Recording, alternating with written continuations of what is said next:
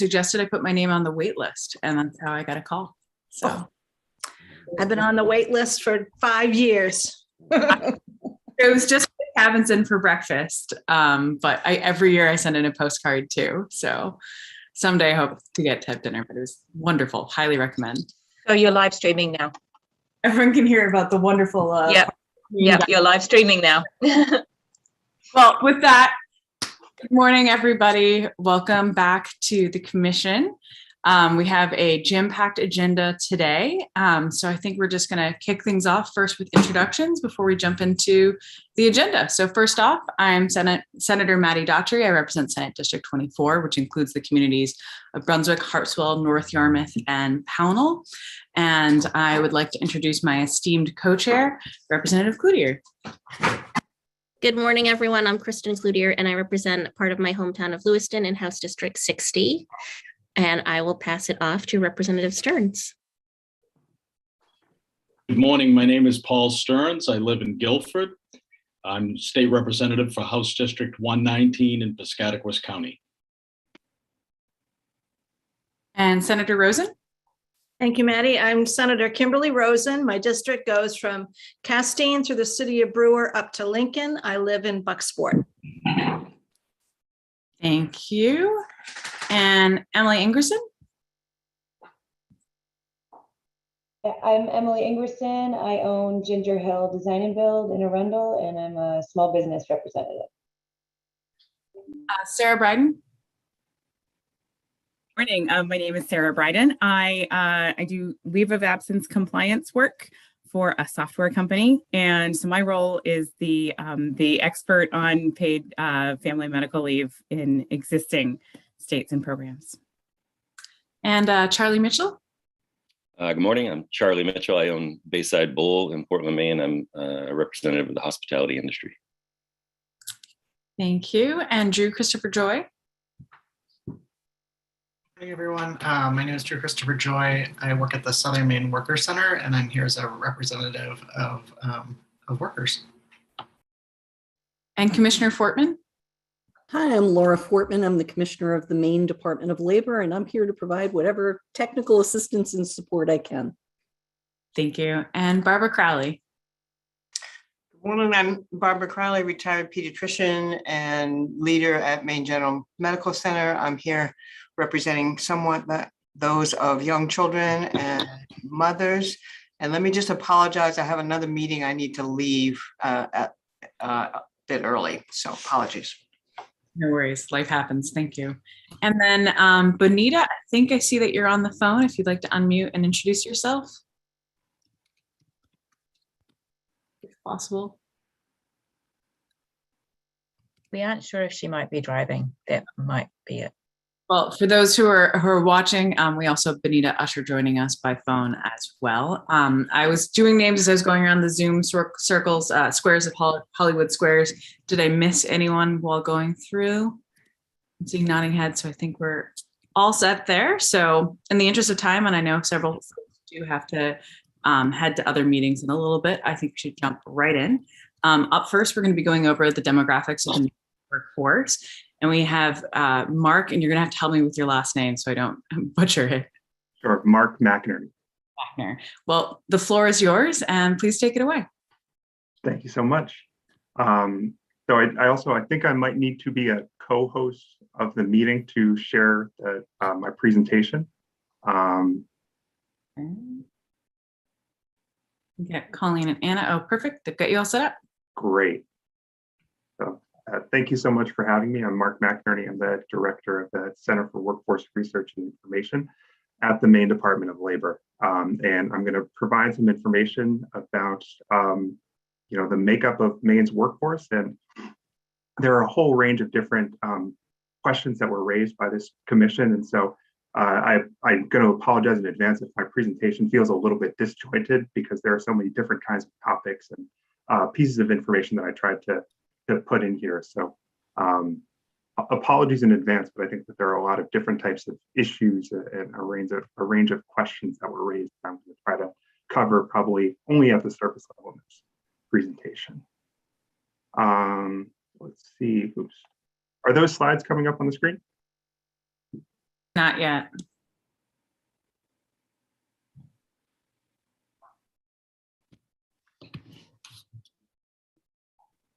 Now I can see it if you just enter full screen, so it's a little bit bigger. Yep.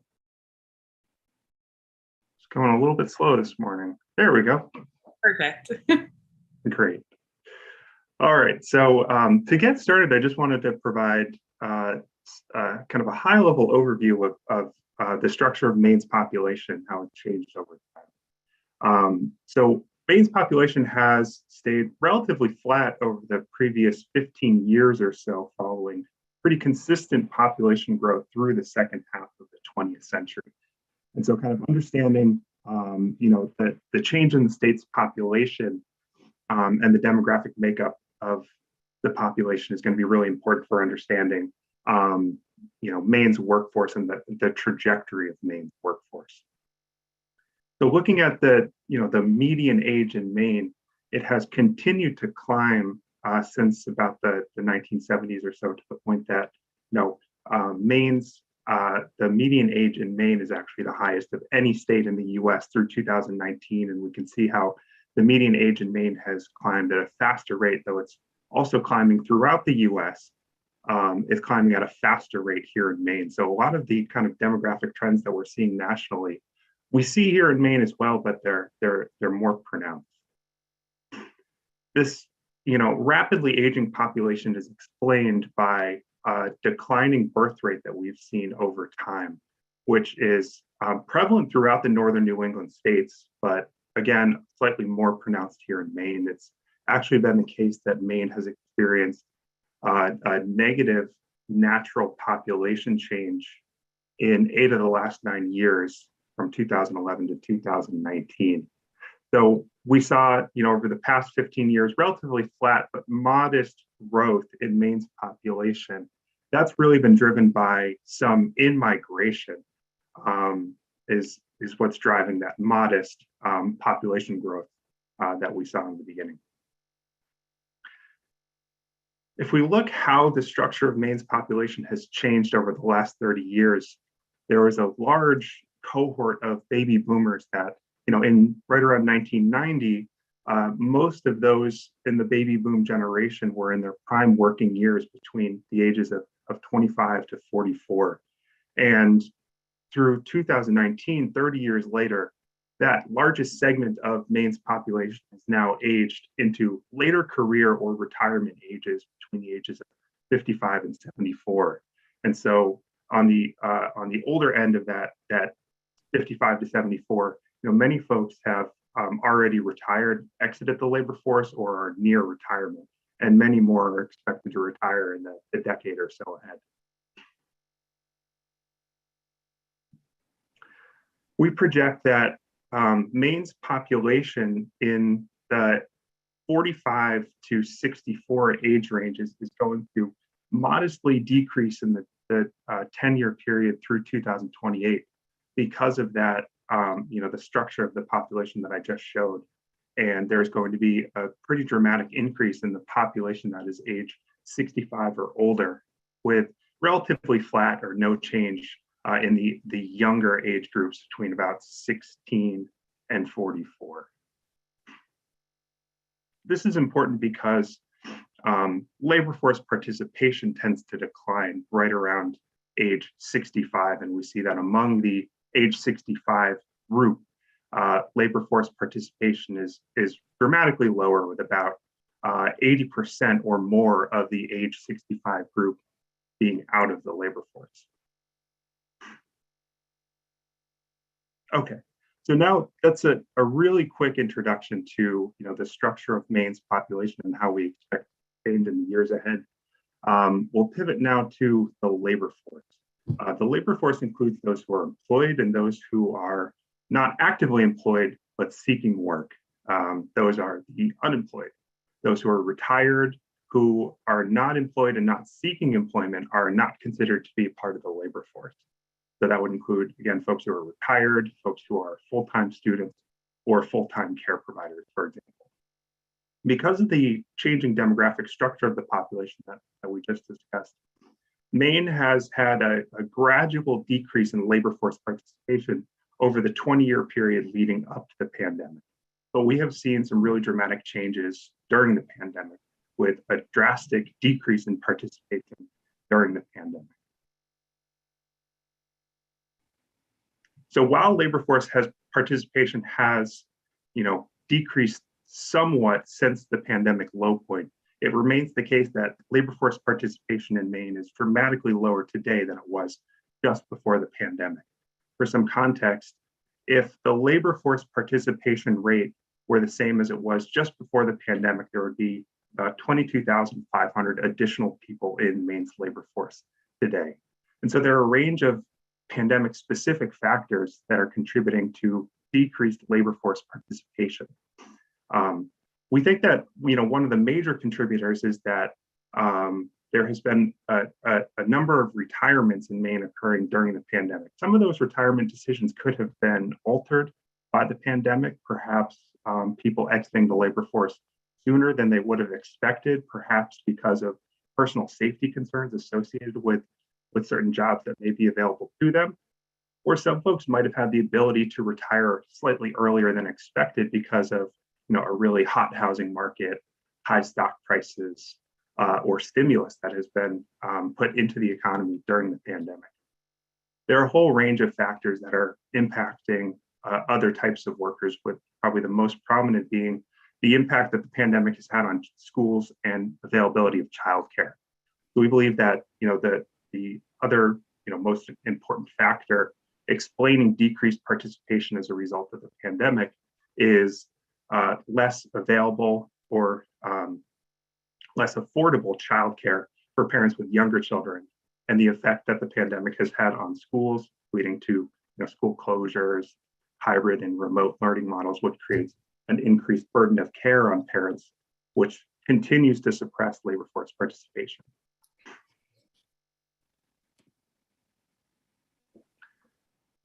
Now, kind of returning to the long-term demographic structure, because in Maine we have fewer younger people that are going through school and expected to enter the labor force in the years ahead, we have fewer younger folks that are aging into those prime working ages relative to the older population that's aging out of the labor force. So we project actually a modest contraction of the size of the labor force through the year 2028. So we can see that, in line with that really strong population growth that we saw in the second half of the 20th century, we saw those baby boomers entering the workforce and a rapid expansion of the size of Maine's labor force, which has been relatively flat since about the year 2000 or so. And we expect to contrast modestly through 2020. So next, we'll look at a breakdown of labor force participation by gender. We see in Maine is that among those in the lower age groups, age 25 and 34 and 35 to 44, we do see much lower labor force participation among women compared to men.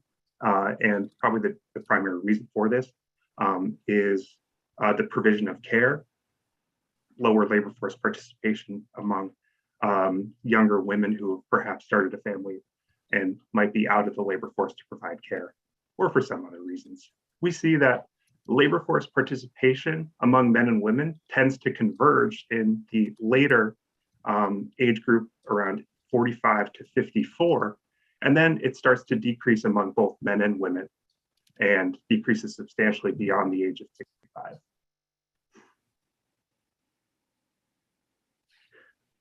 Next, a question raised by the commission was the prevalence of full-time and part-time work.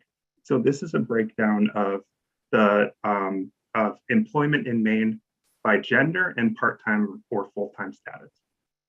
As a whole, there are slightly more men in Maine's labor force than women. And if we see the breakdown by those who are working part-time or those who are working full-time, women in Maine are much more likely to be working part-time rather than full-time.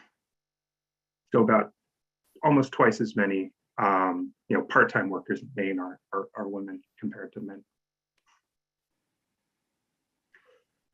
The next source of data, there are a few questions. My understanding is that the commission raised a few questions about household structure in Maine And in particular, in the labor force, how many in the labor force have, for example, school-age children or young children in the household?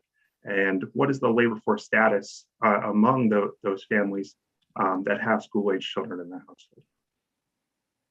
There are approximately 347,000 households in Maine, and among those, about 272,000 are married couple families. Of the 347,000 households, there are about 128,500 that have children in the household that are under the age of 18. Next, we'll look at a breakdown, among those households that have children under the age of 18, the distribution by, employment status and family structure. So about 85,000, just under 86,000 of those families with children under age 18 are married couple families. And the majority, about 3 out of 4 of those married couple families, are families in which both partners are participating in the labor force. The next most common type among those married couple households are households in which the husband is in the labor force and the wife is not in the labor force. That makes up about 19% of those married couple families. And a smaller proportion, right around 4%, are households in which the wife is in the labor force and the husband is not in the labor force. And a very small portion, less than 2%, in which both partners are not in the labor force. Now, I should mention that these data come from the Census American Community Survey. It does take some time to compile these data, and these data were collected between 2015 and 2019. And so we already talked briefly about the dramatic effect that the labor force, that the pandemic has had on the labor force. And in particular, we see that labor force participation is substantially lower among women between the ages of 25 and 44 during the pandemic. So these data were collected, at a point in time before those effects, of the pandemic had played out. So I expect that some of these would be, overestimates compared to what we see in Maine today. Another question, raised by this commission, which would be an important factor in creating a paid family leave program in Maine, would be, understanding wages in Maine and the potential to design such a system around, the average weekly earnings of those who are participating in the program.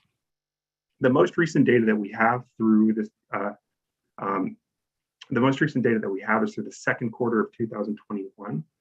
The average weekly wage had increased to just over $1,000, $1,005 per week.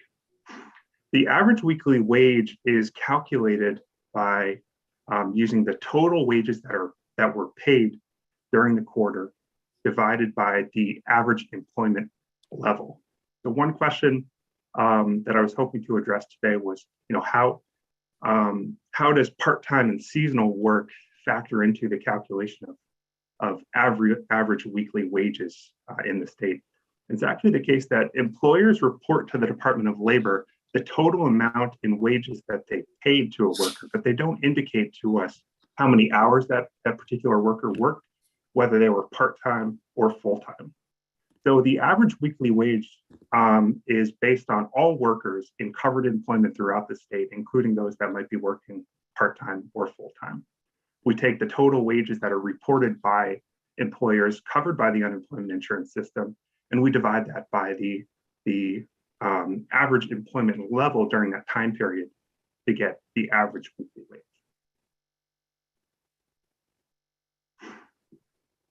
Okay, the next topic that I understand was of interest to the commission was, kind of what makes up Maine's labor market in terms of public sector, private sector employment, and then employment among firms of various different sizes, small businesses, large businesses, et cetera. Across Maine's economy, about 5 out of 6 jobs are in the private sector, and 1 out of 6 jobs are in either local, state, or federal government. If we focus in on those private sector employers, there are just under 36,500 private sector employers in Maine. And the overwhelming majority of them are small businesses that employ less than 100 workers. In fact, 98% of those firms are small businesses with less than 100 workers on their staff. You can see in this chart here, the different types of activities, with the orange bar chart being those, the smallest employers in the economy, those that have just 1 to 4 total employees on their payroll. And we see that they're engaged in a range of different types of industries, including retail, professional and business services, construction, and healthcare and social assistance. If we take a look, though, at where jobs are between, small employers, mid-sized employers, and large employers, certainly we see fewer employers in those very large groups with more than 1,000 employees, for example. But because those employers account for so many jobs in the state, it's actually the case that about half of all private sector jobs are within firms with more than 100 employees. So the overwhelming majority of employers are small, but a few very large employers in the state account for a substantial amount of jobs in the state. So about half of jobs in the private sector are in those larger firms with more than 100 employees.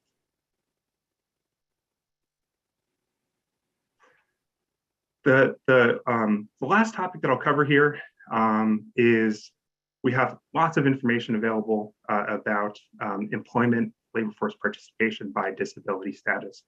And so again, I feel like we're covering lots of different topics here, but only have enough time to kind of look at the surface level.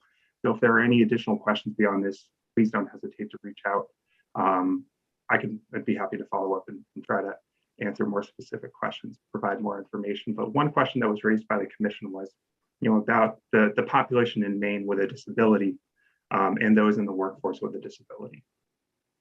If we look among the working age population in Maine by disability status, employment rates are substantially higher among the population without a disability and substantially lower among the population with disability. But there are a range of different types of impairments, and we see different employment rates among different types of disabilities. For example, those with a hearing difficulty are more likely to be employed compared to those with difficulty providing self-care, for example. We also see that there's a relationship between disability and age. Disabilities are more prevalent among the older age group, where we also see lower labor force participation. So, for example, among Maine's total population, with a disability, about 41% of those are over the age of 65. I've tried to kind of summarize all the different areas where you can find this data on our website, and be happy to share this presentation afterwards. But if you're looking for information on any of the particular topics that we covered here today, I've provided a link here to where to find that information. But again, I'm happy to follow up with any emails or questions about specific topics that we just didn't have enough time to cover in the presentation. Thank you so much. That was wildly informative. And also, I feel like since I got into the legislature a few years ago, it feels like every time we have one of these presentations, it continues to be both invigorating, but also a little bit concerning when you look at the labor force statistics and the way those lines are going. With that, do we have any questions for Mark? I have a quick one. You mentioned that 98% of Maine employees in the private sector are in small businesses with fewer than 100 employees. Is there data to find out, how many businesses or how many employees are 50 or smaller or 25 and smaller, sort of like piecing out under 100? Because I know we have, the difference between a business with 10 employees and a business with 75 is actually a pretty large jump. So I'd love to be able to get that information for our work. Yeah, it's absolutely available. So on our website, we have a database of employment by employer size and industry. And so, you can focus in on any one of those kinds of, we refer to them as size classes. So if it's, under 100 jobs or under 50 jobs, to, drill down into that data and see not only where those jobs are across different types of industries, but also sub-state regions. So which counties those employers are located in. So absolutely, it's available on our website. I'd be more than happy to provide more detail. Perfect. Barbara? So thanks, Mark. Maybe you cover this, but I didn't quite see it. Do we have data about the employment status of those who are relatively new to Maine, however they might be? Because some of what we've obviously heard is that we're going to have to address that flat line and the need with immigration. So are we looking at that in some way? Yeah, that's difficult, and I don't think that we do have data where we are able to break down labor force status based on how long you've been in the state, unfortunately. Thank you. Emily? Yeah, I just have a couple questions about just kind of definitions. When you talk about the employment age, what exactly does that mean? And is there like an upper limit on that number? I'm not sure that I follow the question. I apologize. Employment age? So in your last slide, that was about, disability status among folks who are of employment age. Is that, 18 and up, or is it 18 to 65, or what are the numbers we're talking about? Mm-hmm. The working age population is the population age 16 or older. And so that includes all the way up. Okay. Correct. Yep. And then another just question about the average weekly wage calculation. So it's total wages divided by average employment level. How is the average employment level determined? Mm-hmm. So for simplicity, let's say we're talking about a quarter, say the first quarter of 2021. So when employers report to the Department of Labor, they report total wages that they paid to each employee on staff during that quarter. And then they would report, for example, how many employees they had on staff in January, February, and March, the 3 months that make up that quarter. So we use that information to calculate the average employment level at that firm. And then we take the total wages paid divided by the average employment level to calculate basically the average compensation per employee.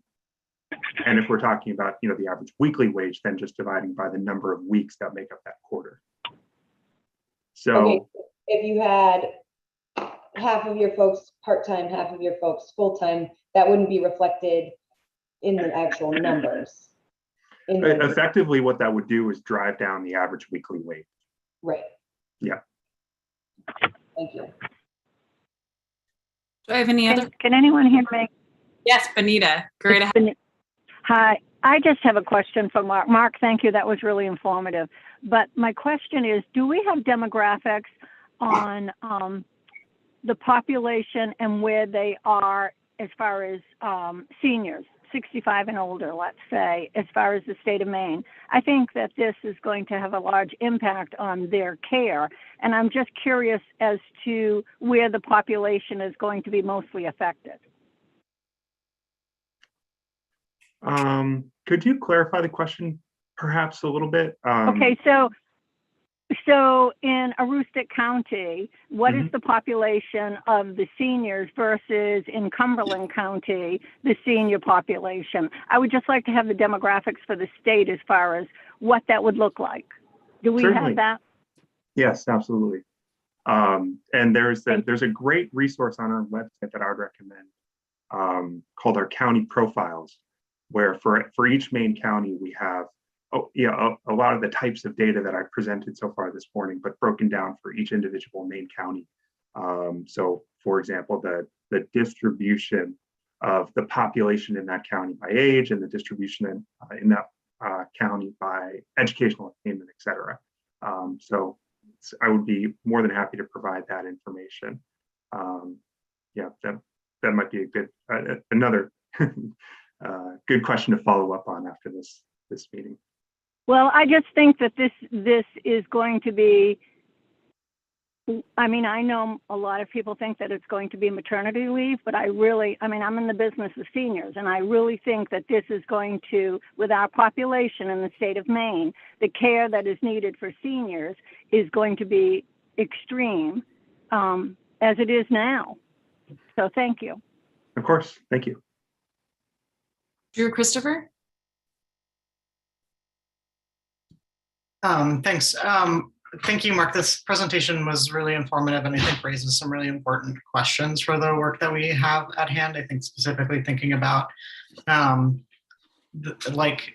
are we thinking about keeping people in the workforce and paid leave being a tool for allowing people to stay in the workforce when they need to take care of a loved one. So I think particularly some of that information is really helpful. I did just want to raise that it felt a little strange to me that in this, in 2021, we're talking about, we're having a presentation that conflates like families with married couples and married couples with husbands and wives. And I just feel like that didn't land well with me. And I think it also misses a lot of the data about how families are actually operating today. There's lots of married couples who aren't heterosexual. And so just wanted to raise that I think that was a sort of blind spot in the presentation, and also maybe it doesn't give an accurate picture of how families are functioning. So thanks. I certainly I want to apologize for using that kind of that framework if it feels that it doesn't capture the moment that we're in. I think that it is a struggle that we do when we're working with existing data sets, in that particular instance from the census. Unfortunately, there often is an outdated framework that we're working in because we're talking about trying to answer questions that were raised by this commission using available data sets, and those data sets certainly have their limitations. Absolutely. So I do apologize if I missed the mark there. Thank you. And I think it's a good reminder for our charge here that how key it is to make sure that our language is inclusive and also updated to make sure that it aligns with the reality of Maine's population. And excellent point, Drew Christopher. And thank you, Mark. Do I have any other questions for Mark? Going once, going twice. Well, I have to thank you so much. I think that's been one of the biggest issues for us, is making sure that we have the Maine statistics and Maine data. If we have any other questions or requests for information, we'll definitely reach out and definitely avail ourselves of the website resource. And for the members of the commission, we'll make sure that we have that link for everyone. And I do apologize, Mark, I forgot in my introduction as I was being hurried to say that you are the director of the Center for Workforce Research and Information. So thank you for taking time and for your presentation as well. Thanks for having me. Appreciate it. Definitely. And up next, so one of the things that we had sort of issued as co-chairs, Representative Cloutier and I, of wanting to have different states come to the commission and share their own experiences, because it's a good opportunity for us to learn, be able to see how different states have handled it. And so we issued sort of an invitation to various states and various individuals who've been involved in those processes to come address our commission. And we actually had two that were available to join us this morning. And we have folks from Washington and from Connecticut. I think we're going to be having Washington present first, and we have Matt Bellew. Matt Bellew is a transformation manager in the Leave and Care Division of the Washington Employment Security Department. And then from Connecticut, we have Andrea Reeves, and Ms. Reeves is the executive director of Connecticut's Paid Family and Medical Leave Insurance Authority. And hopefully I didn't mess up anyone's name. This is always my greatest fear. And let's see, do we have? I'm not sure if they're both here yet. We told them 10 o'clock, but it looks like somebody is here. We're ahead of schedule. Yeah. I think we might have Andrea, perhaps. It's Andrea. I'm here. Oh, I'm sorry. It's all right. Apologies. This is always my concern with Zoom, is that It's fine, Senator. It's fine. I leave it up to you if you want to wait for Washington at 10 o'clock. I could certainly come back. I think since you're here, if it's okay with the commission, let me just really quickly check. Does anyone need a 5-minute bathroom break or anything like that? Seeing shaking heads, so I think we're ready to jump in. So if it's all right with you and you don't mind jumping in early, we'd love to keep moving ahead. I don't mind at all. So let me share my screen. It's going to take me a minute. Good morning, everyone. How are you? Dealing with post-Thanksgiving adjustments. Okay. I'm hoping you can see my screen. We can. If you can enter full screen, it'll be a little bit easier for folks. Yeah, I always just check to make sure you can see it first, and then I make the other adjustments. So thank you, though.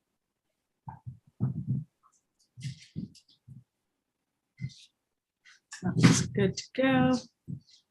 Apologize if anyone can hear squeaky toys in the background. Our puppy is doing full zoomy circles around our living room. Right. So good morning, everyone. I am Andrea Barton-Rees. I am the CEO of Connecticut's Paid Leave Authority.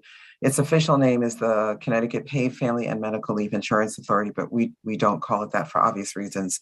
So we are just the Paid Leave Authority. I'm going to talk to you today about two things. The first is our journey on becoming a fully operational state agency in the midst of a pandemic. And then I'll go into some of the basics about how our program is structured. And I'm hoping that I'll have an opportunity to answer some of the questions that you have. This is how we started. Our statute was passed in July of 2019, and it did two things. It established the Connecticut Paid Leave Authority, which applies to all businesses that have one or more employees. And then it also made extensive changes to Connecticut's family and medical leave law. Primarily what it did is it offered job protection after 3 months rather than 12 months, which is how most federal and state FMLA laws work. And it eliminated the hours worked requirement for eligibility for FMLA. And then it also established the paid leave benefit. A little bit about our agency's incubation. It was created as an independent quasi-governmental agency, so we are not a part of any other existing state agency, but we were incubated by the Department of Administrative Services, which is really Connecticut's overarching administrative arm of the state. So it handles payroll and all kinds of things. We relied on them for space, accounting, and IT support. When I started, I was hired in January of 2020 and started in March, literally 3 days before the pandemic hit. So we've always been remote, and I was the only employee for probably the first 6 or 7 months or so. And then we started to add staff. We have a 15-person board of directors, and we have very strong collaborations with other state agencies, which does include the Department of Labor, Insurance, Revenue Services, the Office of the Treasurer, which holds the trust fund, where now we have $300 million that we've collected in contributions. Those are held by the Office of the Treasurer. And then we've done a lot of outreach and engagement in partnership with our Department of Economic and Consumer Protection. This is what we did in year one. I created a year-long work plan, literally month by month, everything we needed to do to stand up the agency. I hired staff. With that staff, we then selected a vendor that built our website, our registration system for employers, and our contribution collection system. In the meantime, we still had to create an agency, so we needed to build all of the policies and procedures. Our statute allows for an employer to create their own private plan as long as it's in compliance with the terms and conditions of the statute. We had to create a process for that to occur and for us to approve those private plans and to oversee them. We still continue to work with other state agency partners. And because the law reduced the number of employees to whom the law would apply from 75 to 1, we then had to find a way to educate and support small businesses who had absolutely no idea what FMLA was or how it worked or what their role was in at all. We also realized quickly that we needed a call center. We can't afford a call center because we have one source of revenue, and that is a draw from the contributions. Our fund is completely employee funded.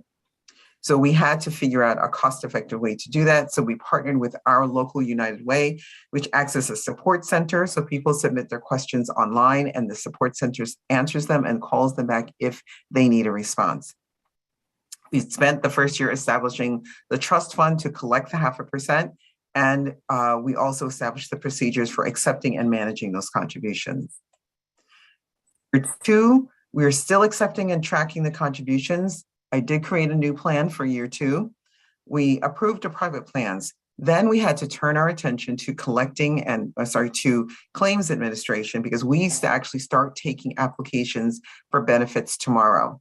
And so that meant that we had a rather long on-ramp, or a really short one, depending on your perspective, to get that up and going. In the meantime, we had to teach the entire state about what family and medical leave is, what paid family and medical leave is. So we've done that through a number of outreach and engagement efforts, which I'll talk about in a bit. We then had to find a vendor partner to work with us to establish claims administration. We chose not to have claims administration as a permanent part of our organization. And I can answer the questions for a number of reasons. Instead, we issued a request for proposal, and we chose AFLAC as our partner. We continue to work with the Department of Labor to create an appeals process by statute that has to be managed by DOL. And we continue to educate and support small businesses. So we are still at the very tail end of year 2. So here's where we are now. We now have a staff of 25. We remain a completely remote operation. So we have no offices, and we will continue to operate that way until we decide that it doesn't make sense to do that. Our boards and committees meet monthly. We've held about 95 webinars. Probably at the end of December, we'll probably be well over 110. And our website, which is CT Paid Leave, that should be a .org there, is the primary place where you can go and get all kinds of information about what it is that we do.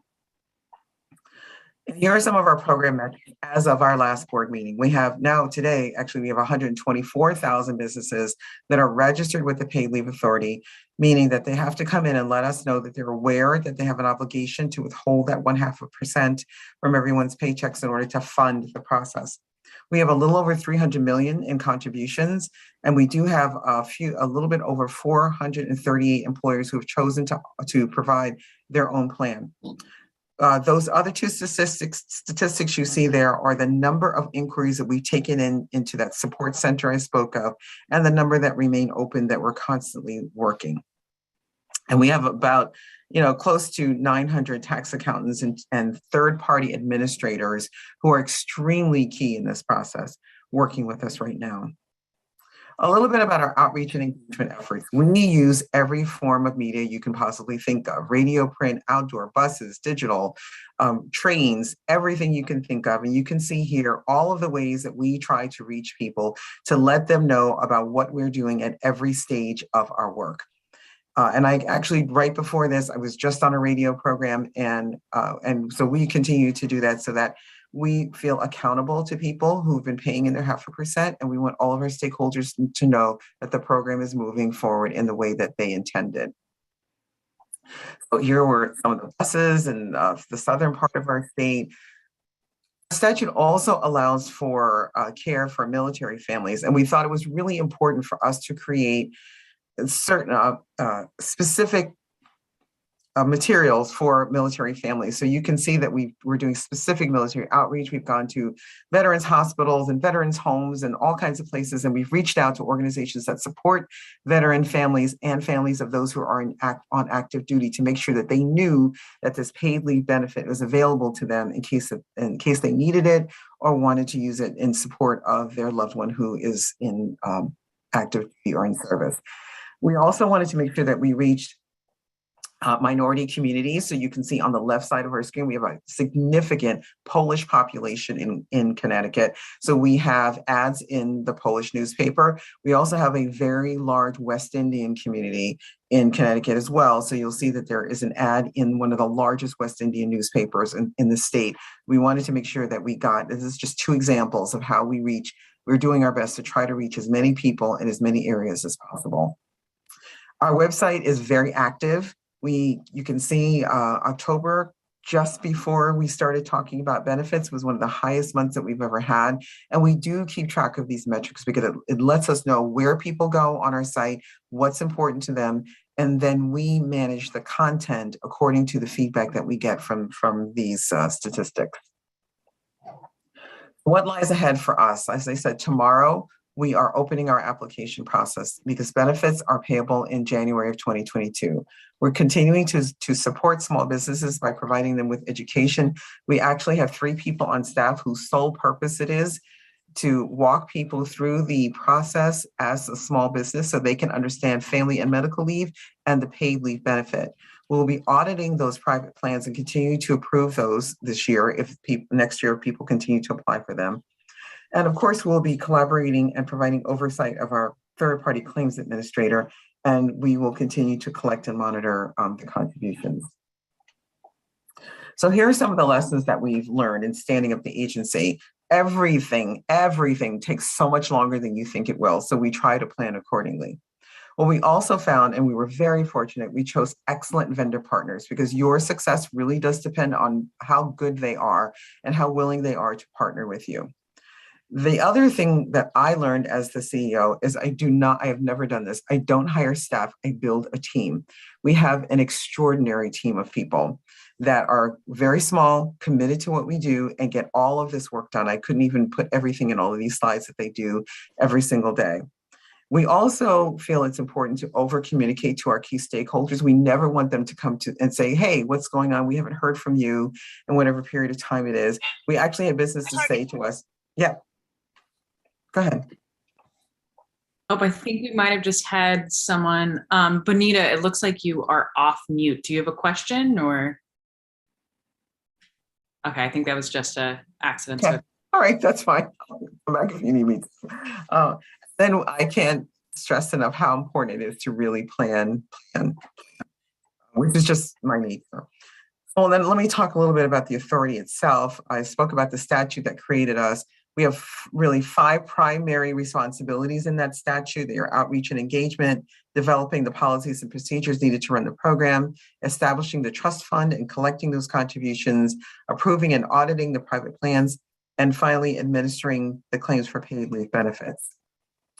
I came in a little bit early, and so I wanted to just stick this slide in because I think the point that was made about the expanded definition of family is important. So one of the things that our statute does is that it does have this very expansive definition of family, and it's called related by affinity, and it does include everyone with whom a person may have a significant personal bond that is like family, but not necessarily blood or marriage. And we're happy to speak with you about how we came to this, how we manage it at the Department of Labor, what proof we're going to be using, all those kinds of things. But if you're thinking about addressing this, we've already done it, so we can try to help walk you through that. A bit about who's covered under our statute, under our paid leave statute, and also our family and medical leave law. It does cover all employers that have 1 or more people working in the state, and that does include nonprofits and private sector employers that have unionized workforces. If you're a sole proprietor or a self-employed individual in our state, you may participate. You need to be a resident, and if you do, you have to stay in the program for 3 years. There are a number of entities who are not covered. Some of them can include themselves if their unionized workforces choose to do so. But there are some, like the non-public elementary and secondary schools, who have in the state not ever participated in family and medical leave, so they're not a part of FMLA or the paid leave. Then there are some larger categories who are also excluded.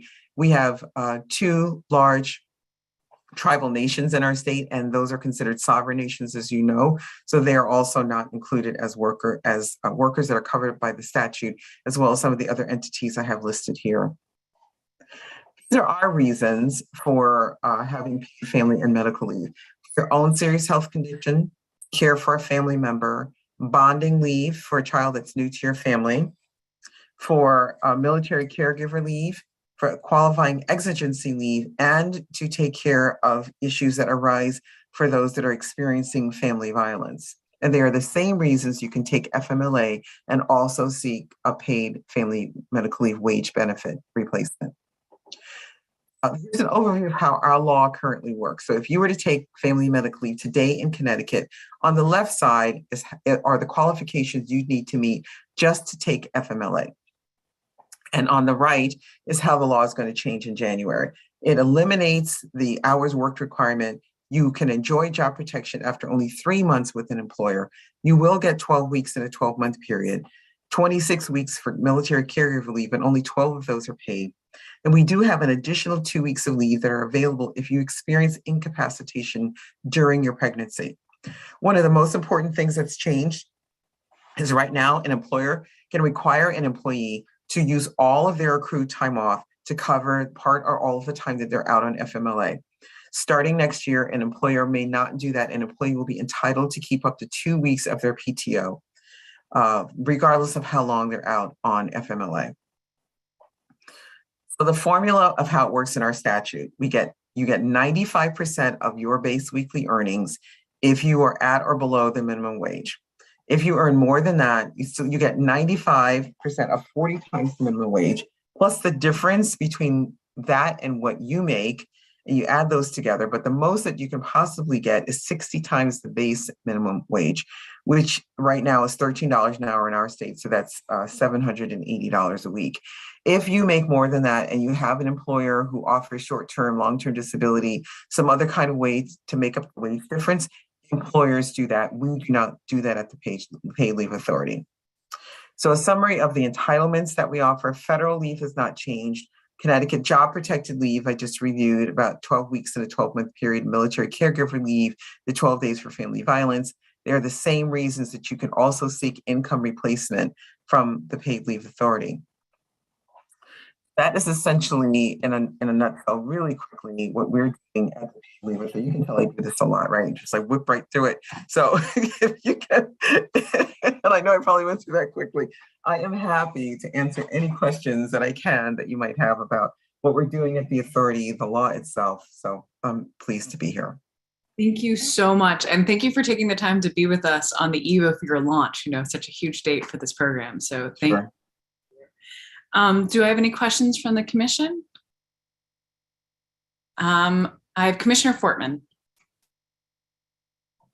I thank you, Andrea. Laura Fortman from the Maine Department of Labor, and Daryl has sung your praises down in Connecticut. So thank you. I want to echo appreciation for your willingness to be here.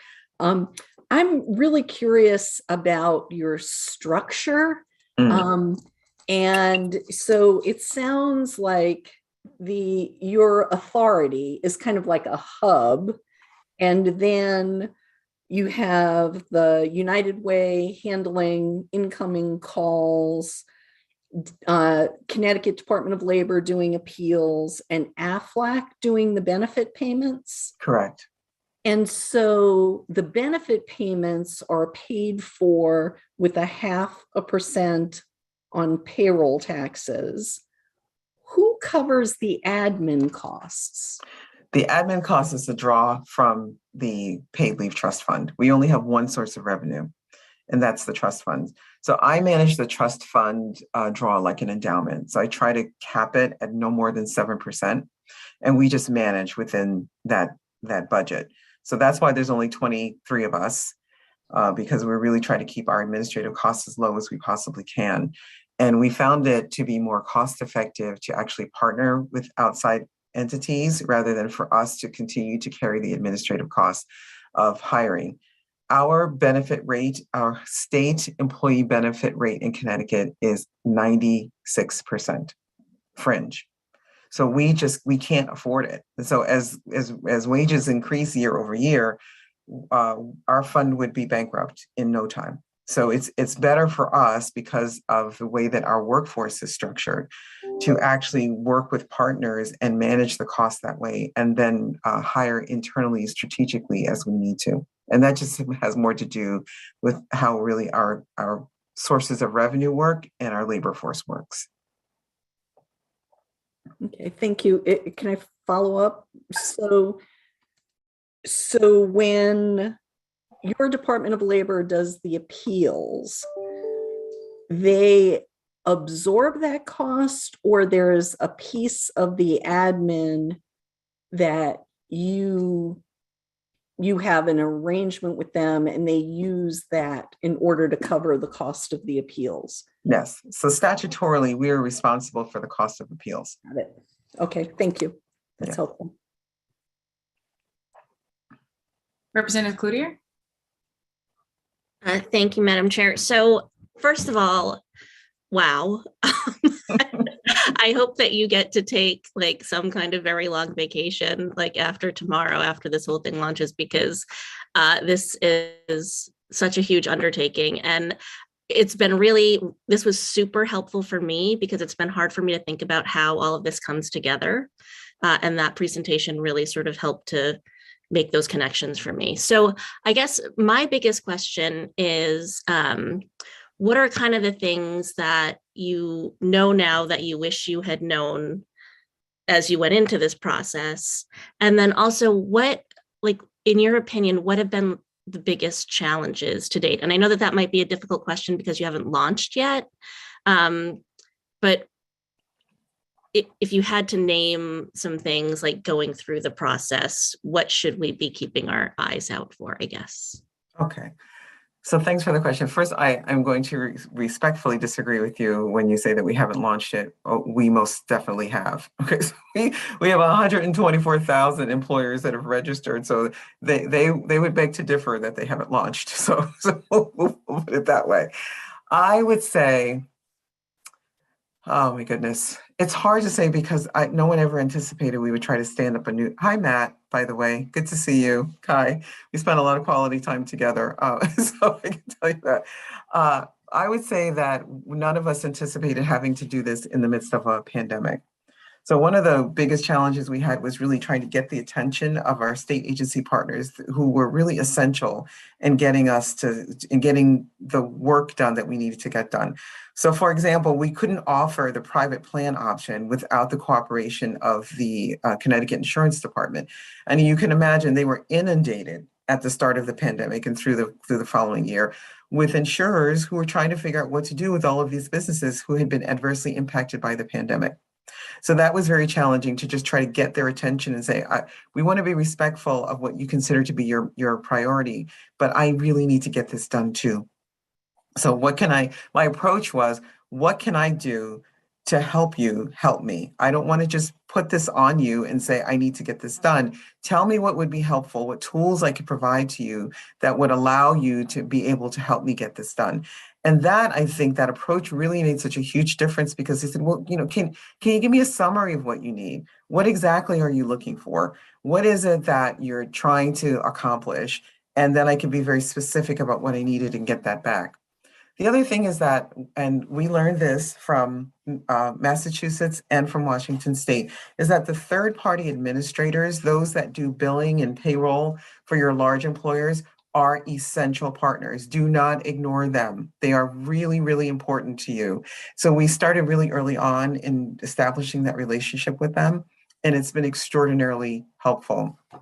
I think the last thing I would leave you with is that you, let's say, this is my personal philosophy again. So I took the approach of being very inclusive in everything that we did. So we didn't sort of build our website and then say, here, you use it. We really don't care if it works for you.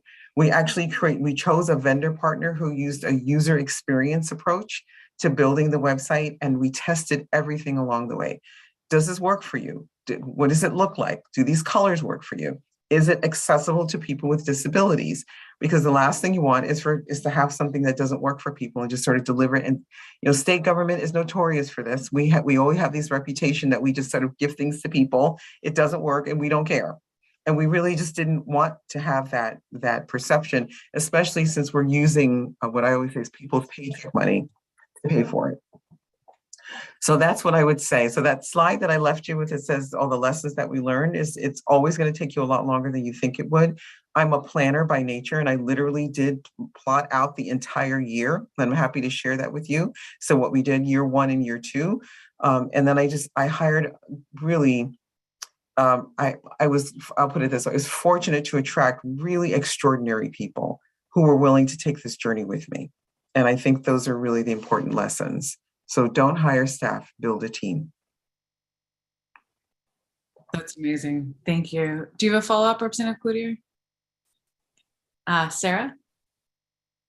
Thank you, Senator Daughtry. Good morning, Andrea. Thank you. Good morning. I'll just echo, thank you so much for spending some time with us today. To follow up a little bit on Representative Cloutier's question about, what did you not know that you wish you had known? Can we sort of focus in on whether there are any frustration points or limitations or constraints within the statute that you wish you could have changed? This is a group that might be making a recommendation about a statute for our state. So what should we keep in mind? All right, I will start with the most fundamental piece.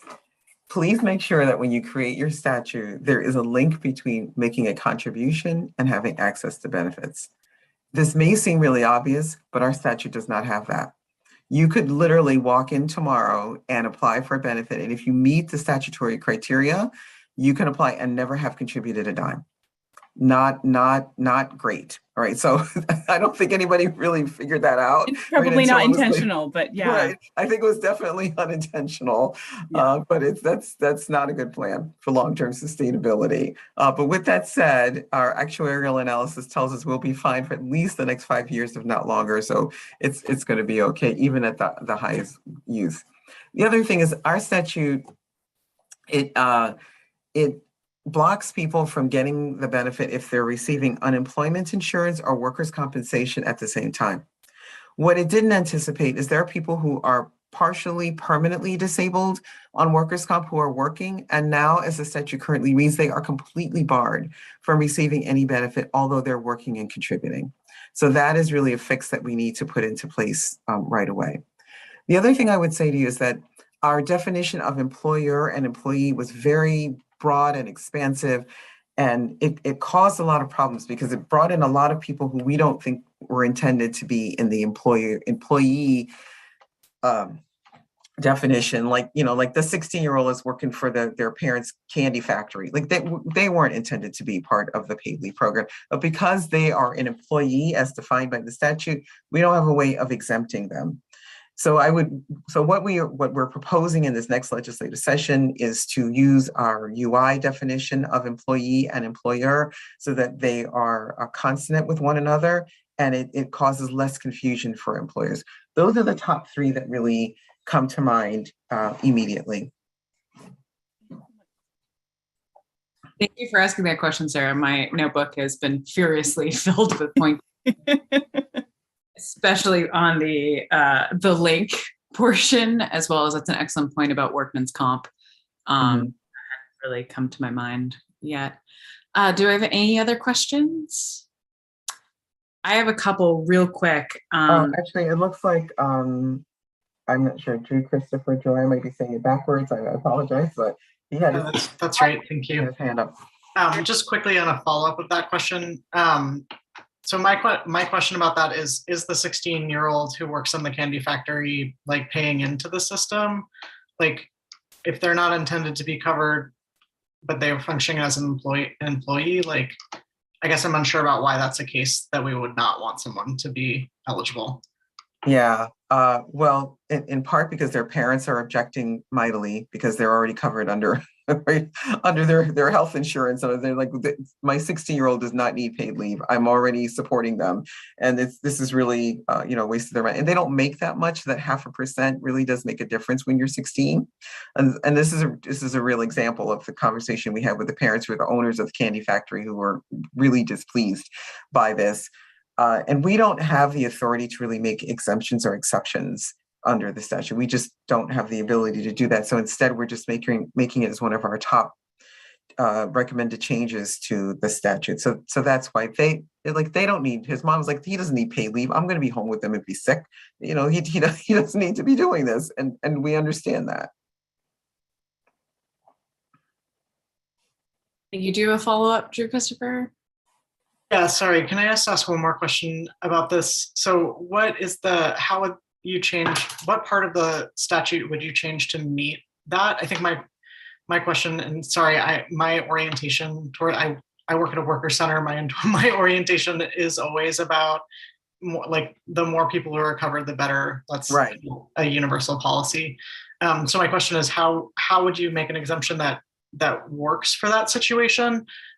Because I guess my fear is then we're like, oh, well, 16-year-olds don't need this, but we know that there are lots of 16-year-olds who are in the workforce who are supporting their families and who may, in fact, need to take care of a parent and need leave. So I'm just curious about what the changes that you see would be most effective there. Thank you. Yeah, so it's so between the Department of Labor regulations and laws and us, it's not intended. So that was just a specific example. It's not intended to exclude 16-year-olds. This is just, this is a family that specifically had this issue because of their 16-year-old that works in their family business. but you're right. The way the way our statute is currently drafted is meant to be as inclusive for as many people as possible. So it doesn't really matter. What we would do is our state DOL regulations allow, they exclude, I'm not getting it right, but they exclude some categories of workers who work for family businesses, right? And our paid leave statute and our FMLA statute do not have the same exclusions. And so they exclude them for the purposes of having to participate in unemployment insurance. And so the idea is that they would have the same exclusion, so that if you're the 16-year-old, I'll just say personally, like I was, who was working, wanted to contribute to the plan, you can. But if you're working for a family business and you want to be excluded as an employee, you have the option to do so. The problem was there was no option. That was the problem, right? So that the child just couldn't, the young adult just couldn't say for this, I don't want to give my money to this. I have other things I want to do. So the change that we're proposing would allow that person who's working for a family business to opt in if they wanted to, because right now they don't have that option. Great. Thank you so much for that clarification. I really appreciate it. And also just thank you for the presentation. It was very exciting to hear about your work, and makes me feel like this is a real thing that we're going to be able to do. So really appreciate it. You're welcome. Yeah, it's doable. That is very good news for all of us to hear. Yeah. Sometimes, and I'm sure you went through this too, and everyone involved in the process, it can feel a little bit overwhelming at times. So that's why we're so grateful for folks like yourselves.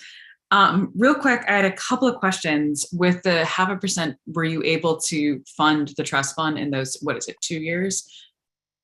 1 year. 1 year. Yes. Yep. So we started collecting in the year we're in, 2021, and we'll start paying benefits in 2022. The other thing, and I'm sure Matt will talk about this too, is the legislature gave us $5 million and $5.1 million in seed money. And I remember sharing this with Matt and his team, and like they literally laughed out loud because it is nothing. That is no money. Okay, to start a new state agency. It's not enough. You need many multiples of that in order to make this work. And so that's why I was the only employee for quite some time, because it's not enough money. So I would say maybe, Matt, when he gives his presentation, can speak to what should be. I think they got somewhere in the neighborhood of 40. I'm not quite sure we needed that much, but we definitely needed more than 5.1. They also gave us the opportunity to be a part of the bonding for the state so that we could use the bond money for our IT initiatives. They allowed us up to $50 million in bond funding to build the website and the registration process and do all the things that we need to do. We've used about 13 million of that so far. I don't anticipate we're going to get anywhere near 50. We may get up to 18, but that's only if something really goes sideways. But we're really just trying to manage that cost. That's a really good point about bonding and having that connection authority. I think I'm going to add that to my list, sort of like you're saying, between the link and some of the statutorial concerns that were, or oversights that you had in Connecticut. Right. I don't know if this is necessarily a question for you or just a piece of information we can get for the next meeting. You mentioned about the PTO and the change that enables employees to keep 2 weeks accrued. I don't know if Connecticut, the first state to do that. Do any other states do that? I'm not aware of other states that do that. It's been some time since I've actually had an opportunity to look at the statutes in other states, but it came directly from a testimony that was given when the statute was being proposed, that people were required to exhaust all of their time when they were out on FMLA, and then a major family event would happen, a dream vacation, a graduation, whatever it might be, and the person either had to take that time unpaid in order to be a part of that really special family event, or they had to forfeit attending. And there are just so many stories like that. So in response to that, the statute now requires an employer to allow the person to keep up to 2 weeks of their time. It's just fascinating. It's something I've been hearing about in my district with the pandemic, and that people have maxed out of everything and all available resources before they're able to kick into FMLA. So that's right. Really, registered the connection for the work we're doing here. So thank you for highlighting that.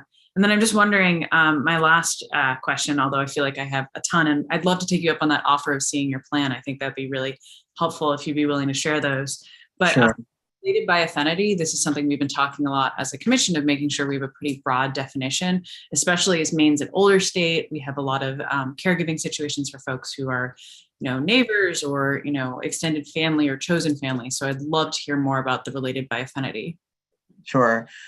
Well, it already exists in some form at the federal level, and it's always existed for us at the state level. We just needed to get a clearer definition, and my general counsel would be a better person to speak to this. But excuse me, as mentioned earlier, and maybe it was, I don't have my glasses on, I think it was you, Christopher, who mentioned that families come in all forms, and we want to recognize that.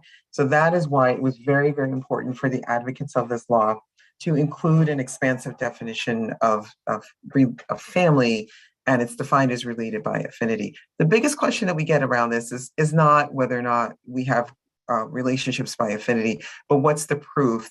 We have a fair number of skeptics that think someone's neighbor, or, someone even, mentioned that someone who they have a very tangential connection with might be related by affinity, and then be able to take time off to care for that person. But our DOL is really going to be asking for writings and attestations so that we can know that the person has that type of relationship with the individual, that they want to take the time off to care for them. And it's only 12 weeks. So the other issue is that you're not necessarily going to want to be using all of your leave, because you only get 12 weeks in that 12-month period to care for someone if they're truly not deeply connected to you, because that's eating away at time that you might need for your own serious health condition. So there are built-in stopgap measures so that abuse of that particular type of related by affinity relationship can be managed. But it's very broad.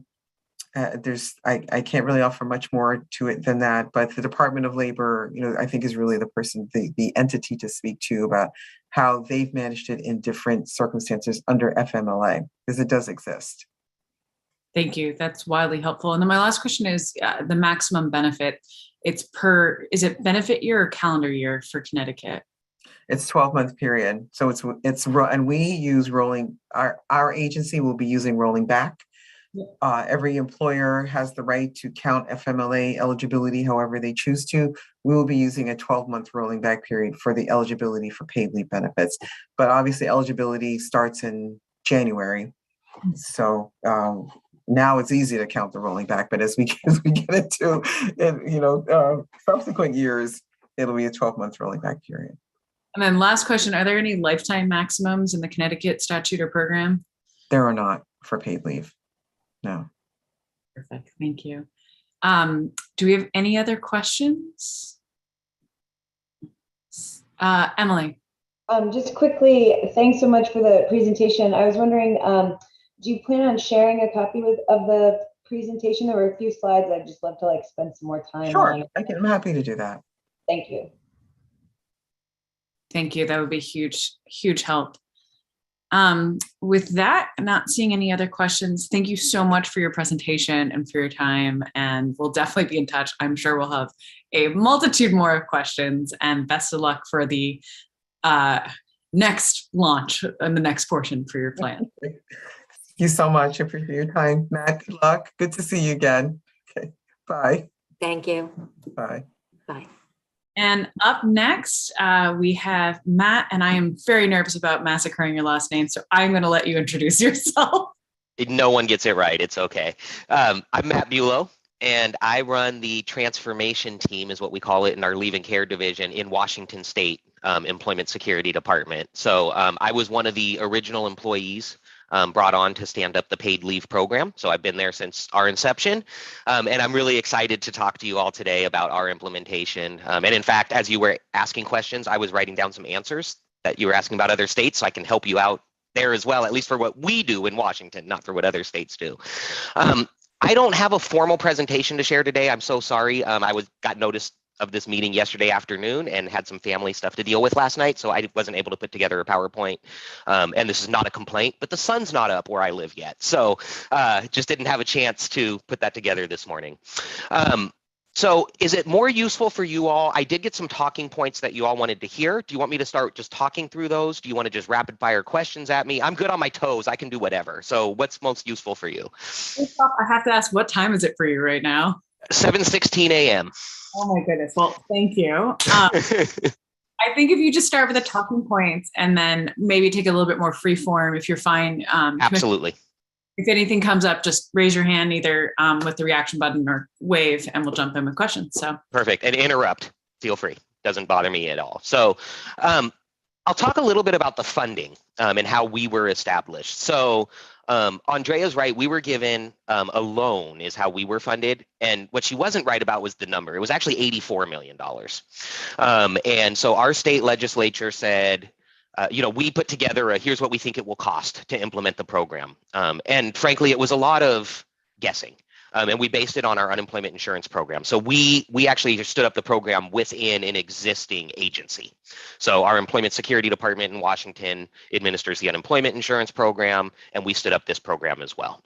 And so what they did is they gave us money out of the general fund, the state general fund, and said, you have to pay this money back, whatever you expend, with a small amount of interest. And so what we were able to do then is collect the premiums, just like in Connecticut, for a year before paying benefits. And that first collection, we were able to repay the loan. We didn't expend the full 84 million, so we didn't have to pay that full amount back. I can't remember. It was in the 60s where we ended up at that point. And then it became a self-sustaining program because the administrative costs and the implementation costs come out of the trust fund. So that's how we were established. One thing I will say that we've learned from a funding perspective now that we've been in this for a couple of years, because we started paying benefits in January of 2020, so 2 months before the pandemic hit. And so what we have learned is, there's no definition of solvent in our statute. So who you talk to depends on what they consider solvent. There's also no requirement in our law to keep a certain amount of benefits in the trust fund, which you could have a definition of solvency for that. And it only allows us to look at the rate of premiums annually. And when we're looking at some projections this year, I think we're going to be okay. But there are some ways in which we could actually run out of money in between quarterly collections. And we're concerned about that and what we would do in that case, right? And again, I think we're going to be okay. But a lesson learned that I caution now that I didn't know even 6 months ago is thinking about, how do you want that trust fund? What does the health of the trust fund look like to you, right? Do you want X number of weeks or months of benefits available for it to be considered solvent? Do you have a way in your law to look at possibly changing the structure or the rates in times of insolvency, that sort of thing? So we're going to be working with our legislative body when they come in January to see if we can figure out a solution for that. So that is something that I will share that we don't have a solution for yet, but we're looking at it. So our implementation timeline, our law passed in the 2017 legislative session. We began premium collections in 2019 and benefit payments in 2020. We hit all of our deadlines. It was tight. It was extremely tight. And, we were able to do it, and we were able to implement what we chose to do and how we chose to implement. And a lot of this is buzzwordy, admittedly, but, we looked at how can we be successful? And we really looked at doing it, what's, called an agile implementation. And, we were not establishing a brand new agency, but we were establishing a brand new division within an agency. So we had to establish, just like everybody starting from scratch, we had to stand up the operations, the technology, the rules and policies, all of those things, right? And so it was a really tight timeline. And one of the things that I, looking back, wish we could have done a little bit differently, although I don't know how we would have done this differently, frankly, is, the rulemaking process takes so much time. And that's, a lot of that is guided by federal law and state law. And so the rulemaking gets out in front and needs to. And that's helpful in some regards, but it's also not in other regards, because you don't know how those policies are going to play out in practice, right? You don't know how it's going to work until you're administering the program. And so anything, my recommendation is when implementing, and my first role on the team, and my background is actually in policy. So I was the policy director to stand up the program before I moved into a different role. And so keep the policy, don't write a bunch of policy unless you have to. Don't write policy for the presumed edge case. You know, I have heard the same thing about the related by affinity of the concerns that you all were just talking about. And we changed our law this year and added, I'll say affinity. We use different words, but it's the same concept in our state law. And there was, you know, a lot of people were concerned about fraud and misuse. And, you know, in our experience, that hasn't been the case. It's new, so we haven't been doing it that long. We haven't had a lot of claims of it. But for the most part, human behavior isn't to go and take leave for someone you don't care about or aren't going to actually care for. You're going to go to work. You're not going to take a cut in your pay, you know, potentially lose your job, lose your benefits so that you can defraud the state for a couple of months. Like, that's just not natural human behavior, right? Like, you don't get enough money out of it. The juice is not worth the squeeze. So I'm personally not overly concerned. Will somebody do it? Of course, right? But do I think it's rampant? No. It's not a long enough benefit. The money's not there, right? You can't do it in wide scale. It's just not, personally, I don't see that as a huge impediment. So I did want to speak on that. I also, you asked the question about the requirement to use leave before paid family and medical leave and what other states do. We don't have a requirement. So I could go on paid family and medical leave today. I mean, I'll tell you, I have 1,000 hours of sick leave in my bank because the state's weird and lets me have that many, right? Because I've worked here for way too long. I won't give away my age. I have to use none of that before I go on paid leave. That's my choice. So there is nothing in the law that requires me to take any of my employer provided leave. And the employer, our law actually says the employer cannot force me to. So just to answer that. And then our administrative structure was another one. And, you know, that's changed substantially from when we stood up to where we are today. And so I'm happy to share an org chart or kind of talk through that. But one thing I want to say is our org structure today is as big as it is because we're also standing up another program. And so I'm not sure that it's analogous. So we had a first in the nation long-term care program pass last year, and our division is standing that up, the same players, right? So that's part of my job now. I'm still standing up paid leave and now standing up long-term care. So our org chart incorporates the ability to implement multiple programs. So I'm not sure how helpful that would be, but happy to share that. Something else. Oh, go ahead, please. Definitely would love to see the org chart, but we mind the sort of grain of salt or disclaimer of that shift. So yeah, I will happily share that. Yeah. And then lessons learned. I mean, I can talk forever on lessons learned. Are there any areas in particular that you would want me to dive into, or? Maybe perhaps an area to start and sort of take a page from Sarah's book and question is statutorial oversights. You mentioned one of like switching it already that you've dealt with, but yeah, anything like in Connecticut of not linking the contributions or those aspects might be. Yeah. Well, you know, and we have a different philosophy, I'll tell you that right now, than Connecticut, in that we do not have a tie to premiums being paid in our law. And frankly, I don't want one, because an employer who does the wrong thing should not disqualify someone from getting benefits. That's how I personally feel about it. If my employer chooses not to pay the taxes they're legally responsible to pay, I should not benefit from that, in my view. Too many negatives there. My view, my director's view, and our agency view would be, we want this to be the most expansive law that exists. We don't want the exclusions that exist within UI. That has a lot of problems. You know, I was actually the unemployment insurance policy manager for 10 years in our division, so I know unemployment way too well. And I'll tell you, those exclusions cause a lot of equity issues, frankly. And they're forced by the feds, right? The feds have oversight of the UI program, and the feds set the bar, and the feds say, this is what you can and can't do. And state laws have to conform with that. This is an opportunity to do what's right for your state, not what the feds tell you what is right for your state. So I'm of the opinion, I don't want to match what UI does. I want UI to match what we do. And I have that background. So, you know, I've seen what happens when people are disqualified and how detrimental that is to the economy. Gig workers are not covered in UI, right? I don't want to exclude them from this program. They need leave too, right? So just a different look on it. That's a good reminder. I mean, here in Maine, we do like not necessarily going along with the federal government and have a tradition of that as well. But I'm starting to see hands shooting up fast and furious. So first we had Commissioner Fortman and then Sarah and then Emily. But first, Commissioner Fortman. Thank you. And thank you, Matt. Could you do a couple of things? Just remind us about the who pays for the program, size of employers, any employers that don't have to buy in. I mean, we heard in Connecticut, I think Connecticut is entirely paid for with employee contributions.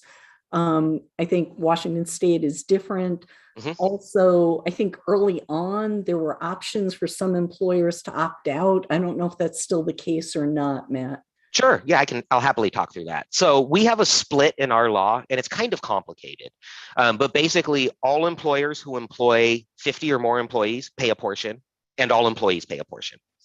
So when our law was stood up, it had a specific breakout in the law, says this is how it's funded. It ended up being about 63% employee funded, 37% employer funded. Small businesses with fewer than 50 pay nothing. But the employee doesn't cover that, they just pay nothing. So it's just not paid for, right? It's an uncovered cost, I guess you could say, but that was designed into the law. But we also have an annual review, and based on how, because it's broken down by claim type, whether it's family leave or medical leave. So employees pay 100% of our family premiums, and the medical portion is split between employers and employees. And annually, we look at those two rates, and next year it actually changes for the first time in 2022. So our rate's going up. Remember, we talked about solvency isn't defined. Our rate's going up because of that, right? And the split is changing. So our taxes are going up for everybody, more for employees than for employers. So there is a split, a natural split. One of the things, talking about how our law works and the funding, we have, and I think the legislature did this honestly for optical reasons. There's a premium rate, and then there's a solvency surcharge that can be enacted if we hit a certain level. We did not hit that, right? But where we were really close. It makes it overly complicated and complex. You can have our rate in 22 will be 0.6% of wages up to the Social Security cap. Right now it's 0.4% of wages.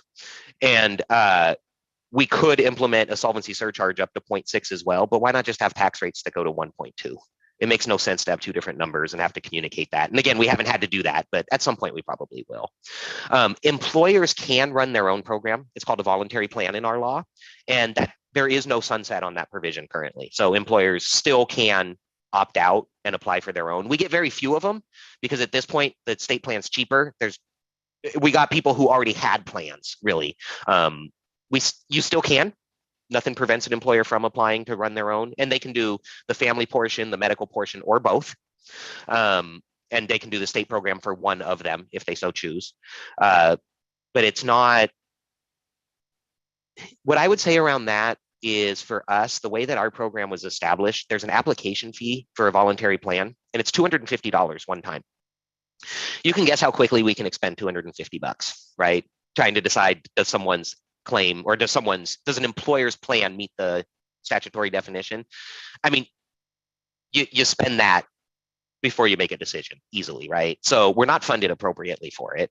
And it's a one-time fee, like I said, right? So when you have a company, I mean, and I cannot share what companies have voluntary plans in the state of Washington under our statute, but you can imagine with companies, that exist in Washington state that make certain technology we're using at the moment, right? $250 to exempt all of their employees, not even close, right? And so, you think about that, you think about another company that might make airplanes, right? That sort of thing. And, they exempt themselves out, and the cost of that is not $250. And so we're working with our legislature to figure out how can we fund that program. My opinion, this is Matt Bulow's opinion, this is not the state's opinion or my agency's opinion. I don't like voluntary plans. I wish they did not exist. If employers want to provide something additional, great. I'm excited. I'm glad people are getting the ability to take additional leave. But I think doing it through the state just adds unnecessary administrative complexity. But I do understand it in order to get the bill to pass and to get employers on board, you might have to do that. So I totally understand how that works from a negotiation perspective, but selfishly from an administrative perspective, I wish we didn't have them. I see other hands, so I'll stop. That totally makes sense. I have Sarah and then Emily. Thank you. So good morning, Matt. Thank you for joining us bright and early. I really appreciate it.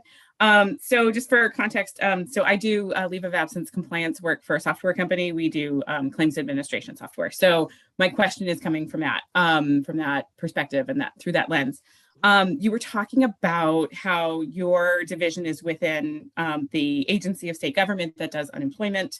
And so I wanted to get your thoughts on whether that has presented any challenges or unintended consequences around the mechanics of, for example, unemployment sort of behaves differently from time away from work. So, unemployment, you go in on a Sunday and you create your claim for the previous week or whatever, and you're never going to know in advance. Whereas with time away from work for something that's covered by FMLA, you'll often know several months in advance that you are going to have surgery or have a baby, and be reporting time throughout the week, potentially several times during the same week. Can you talk a little bit about whether that has been a challenge? Yeah, I think there's pros and cons, right? Yeah. Of course. And what I will say is a couple of things. So the first thing that I will say is, looking back, knowing what I know now, I will tell you that me coming in as the policy director with my UI background means that that's the lens that I brought in to the job, right? But what I also will say is, we were very intentional of saying, when we matched up with UI, why were we doing it? Why did we want to do it? Why does UI do what it does? One of the good things about having the experience in UI and bringing in people in the agency that have experience in UI, it's a double-edged sword, frankly, right? One of the bad things is you know what you know, and that's what you know. One of the good things is you also know what drives you insane about the program, right? And so you're able to hopefully fix those types of things. What we chose to do, and I still go back and forth on whether this was the right decision, frankly, and we still talk about whether or not we want to keep that decision, is we do require a weekly claim like UI. And the reason is there's people on intermittent leave, circumstances change. We have some really weird stuff in our law around, how I said there's no requirement that someone take leave. That is absolutely true. But if you do take leave, in some cases, it's deductible from your paid family and medical leave, and in some cases, it's not. And so we have to try to get at that during the weekly claim. But what I'll tell you is that's such a complex piece of law that our customers just don't understand. And so it creates a burden on us and on our customers, and it creates this kind of process where we're adjudicating a lot of those weekly claims and helping them understand what we mean that I wish we didn't have to do. So it does prevent us, I think, from expending overpayments if we didn't require someone to check in with us on a periodic basis, because you don't know what's changed. Maybe the surgery got canceled, especially in the times of COVID. I'm glad we did that, frankly, because I think a lot of those elective type of surgeries, I know they got postponed or doctor's appointments got canceled, all of those types of things. But it is counterintuitive. It's not how the industry works. In private insurance and that sort of thing. It is a burden on customers. And so I think you need to be deliberate when you're standing these things up to say, what do we want to match in certain programs, whether that's a government program, a state program, or private industry. We did a lot of industry research. What does private industry do? We sat down with a lot of private companies too that had short-term disability type of plans and said, how do you administer these things? And frankly, did the best that we thought we could with, within the constraints of our law. Our law does allude to a weekly claim. It doesn't require it, but it does talk about that we have to make payment within 14 days after the first completed weekly certification. So the concept existed in law. So we chose to kind of go that route, and we worked with stakeholders, and that was what was in their mind when they created the law. But part of me wants to undo that. I'll be honest. Okay. Yeah. If you could wave your magic wand and yeah. If I could And wave my magic wand, I'd pay everybody what they are owed when they're owed it, but I don't know Yeah. how to do that. So and I have a super quick follow-up question to your comments around private plans. I'm hoping you can just speak for a moment or so about, I hear your opinion about private plans. They are what they are, and they are here to stay, I'm sure. Could you talk a little bit about portability? So for folks that are moving from employer to employer, and folks that might have more than one employer. Absolutely. And how that challenges around that. Yeah. So for us, all work with very limited exception in the state of Washington is going to be used to establish a claim. So if someone has one job or 400 in the time frame that we're looking at, makes no difference. We're gonna accumulate all of that, add it together, and that's how we're going to determine the benefit. So it's portable from employer to employer within the state, except for employers that don't participate, which is very limited. Think like federal government, right? Because we can't force the feds to participate in the state program. And so, we aren't only looking at employment within an employer. It's not uncommon that people have multiple employers, multiple part-time jobs, or go from one job to another, that sort of thing. It's not portable across state lines, which is unfortunate. Maybe when we get a federal program that can be fixed. I don't know if you all have talked to the feds about their potential programs. We have, and we've made that point many, many times. So we'll see what they do. So it is portable between employer and employer. And when I talk about private plans too, the ones that I think are the hardest for us and for employers are the ones where employers kind of establish their own program. They don't have to use insurance companies, right? So they don't have to use infrastructure that's already in place. And those ones can be really challenging at times, especially some of the smaller companies that are like, they don't really actually have a plan. Turns out what they do is they're just like, anytime someone needs time off, we just keep paying them. And it's like, that's really common in the tech industry, in small tech industries in Seattle, for example, right? That I didn't know that existed. You need time off, you take it off, no big deal, but you got to get the work done. It's like, well, that's not quite how paid leave works. They don't have to get the work done. So let's talk about that, right? And so that was a big challenge. It's portable employer to employer. One of the weird things in our law, because it matches our unemployment law, frankly, not the number of hours, but ours is based on the number of hours someone works and whether they qualify, which is just weird, frankly. Employers aren't used to reporting hours. They are for our unemployment insurance program, but don't do that. Just don't do that to yourselves. There's no need for it. I apologize. I don't know that my question was as clear as it could have been. I meant portability specific to private plans. So if somebody, if somebody is covered under a private plan, and then Okay. So what we've done is we actually had to go back to our state legislature and get some clarity. And we actually provided them with what we thought the statute should say on how to determine which plan prevails. So if someone's working for a private employer and they meet their criteria, they get that plan.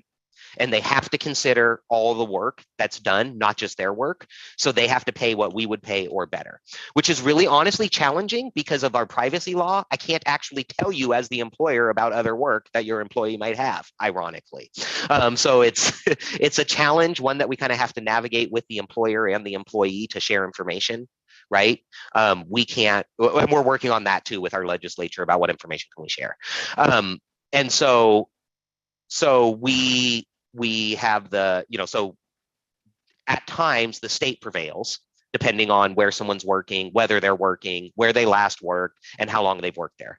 And then we will pay, and we get reports from voluntary plan employers, so we already know what they were paid. We don't charge their premiums, but we still get the wages and hours from them, so we know what we can calculate. And I can tell you what those rules are. I'd have to bring them up in front of me. I don't remember them off the top of my head. It's been a long time since I navigated them. But if I recall correctly, it's really, where did you work the most in the time frame that we're looking at? Thank you so much. You're welcome. Emily? Yeah, thank you. So I have just a few questions.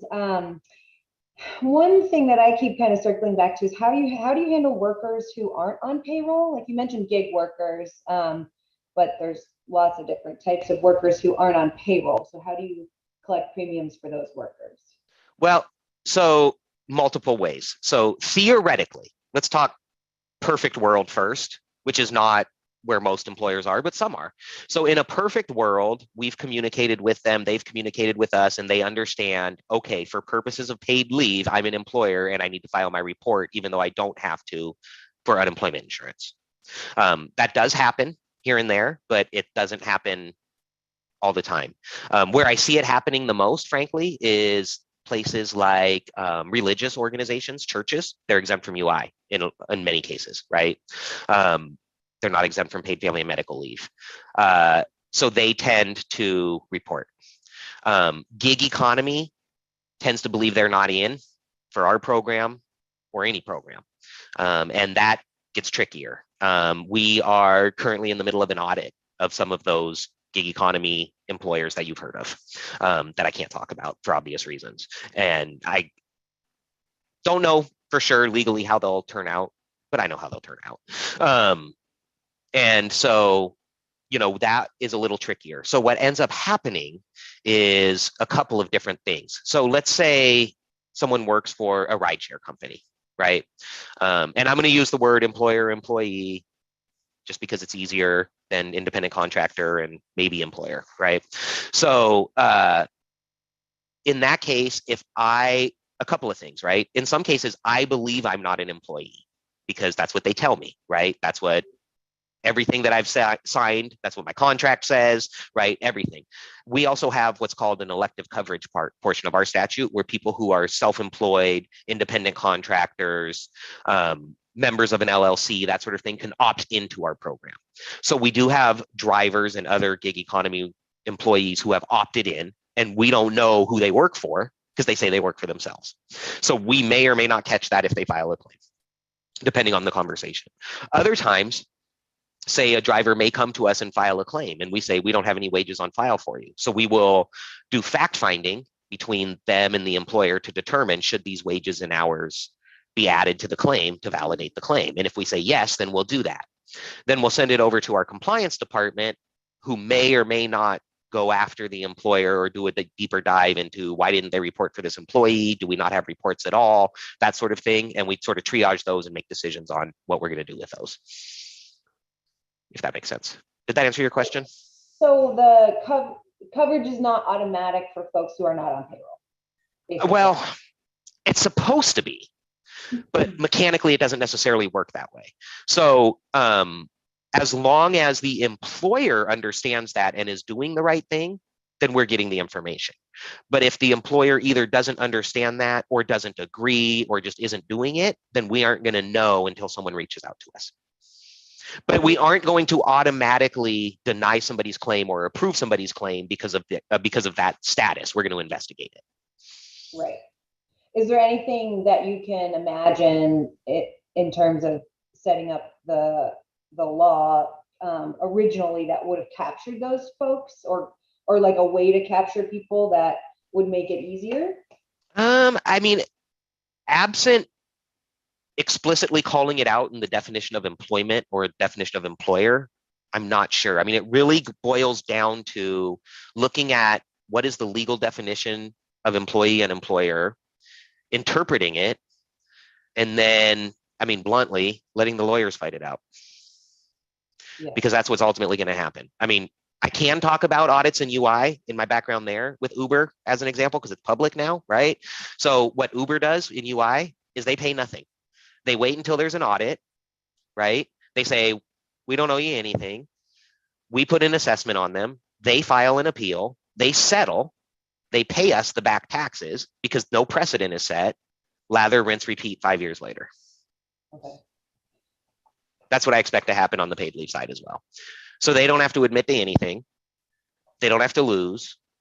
Their lawyers get paid more than mine do. And they don't get precedent set. And it's cheaper for them in the long run. So I expect that that's how it's going to continue to operate here. And unless we had a law change that allowed us to do something different, that's just the way it's going to be. And the reality is, I mean, with those companies, as you all know, I'm sure it's really hard because, you know, they'll point to the feds where the feds keep saying we're not an employer. And we're like, cool, different definition here, right? So, yeah, the good news about being in the unemployment insurance agency is that we can sync up our audits, and our definitions of employer and employee are the same. It's just they have carve outs that we don't. So they have certain portions of the law that say these people are not included, that don't exist for our program. Okay, thank you. Another question I have is, I'd love to hear your opinion on public versus, private or third-party vendors for the programs, and kind of what your thought process was there in setting up your program. Well, so, we pay all of our own benefits through our state agency.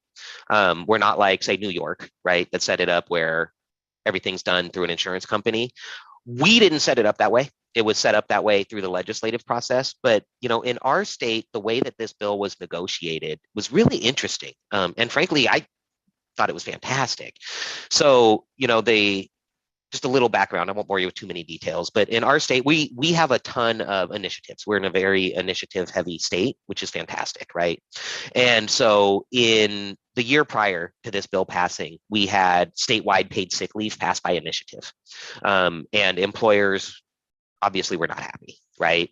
And so the same group that passed that initiative was championing paid leave. And they went to the legislature and they went to business and they said, look, here's the thing. There's an appetite for this. The public wants it. We need it. It's an important policy. You can come to the table and play with us, or we'll just do it by initiative and you'll get what you get. And so they came to the table. And also, to be fair, they came to the table and said, this is an important benefit.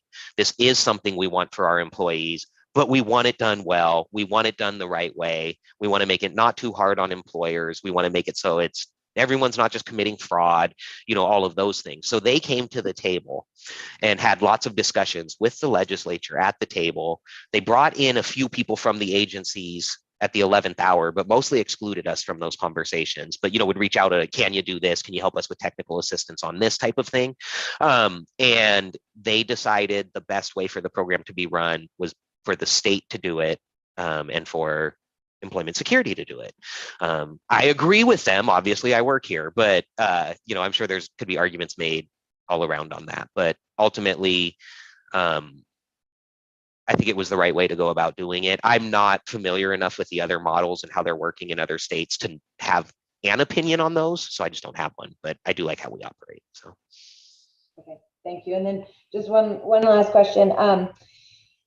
Can you talk a little bit about the relationship between health insurance coverage and the legislation in Washington? So I'm assuming part of it is that employers are required to continue to allow participation in health insurance plans, but I'm wrestling with how we address folks who get their insurance through the ACA, and if you've had any experience or insights on that. So what our law says, and the way that they did it, is it actually says, if required by FMLA, you have to maintain health benefits while people are out on PFML too.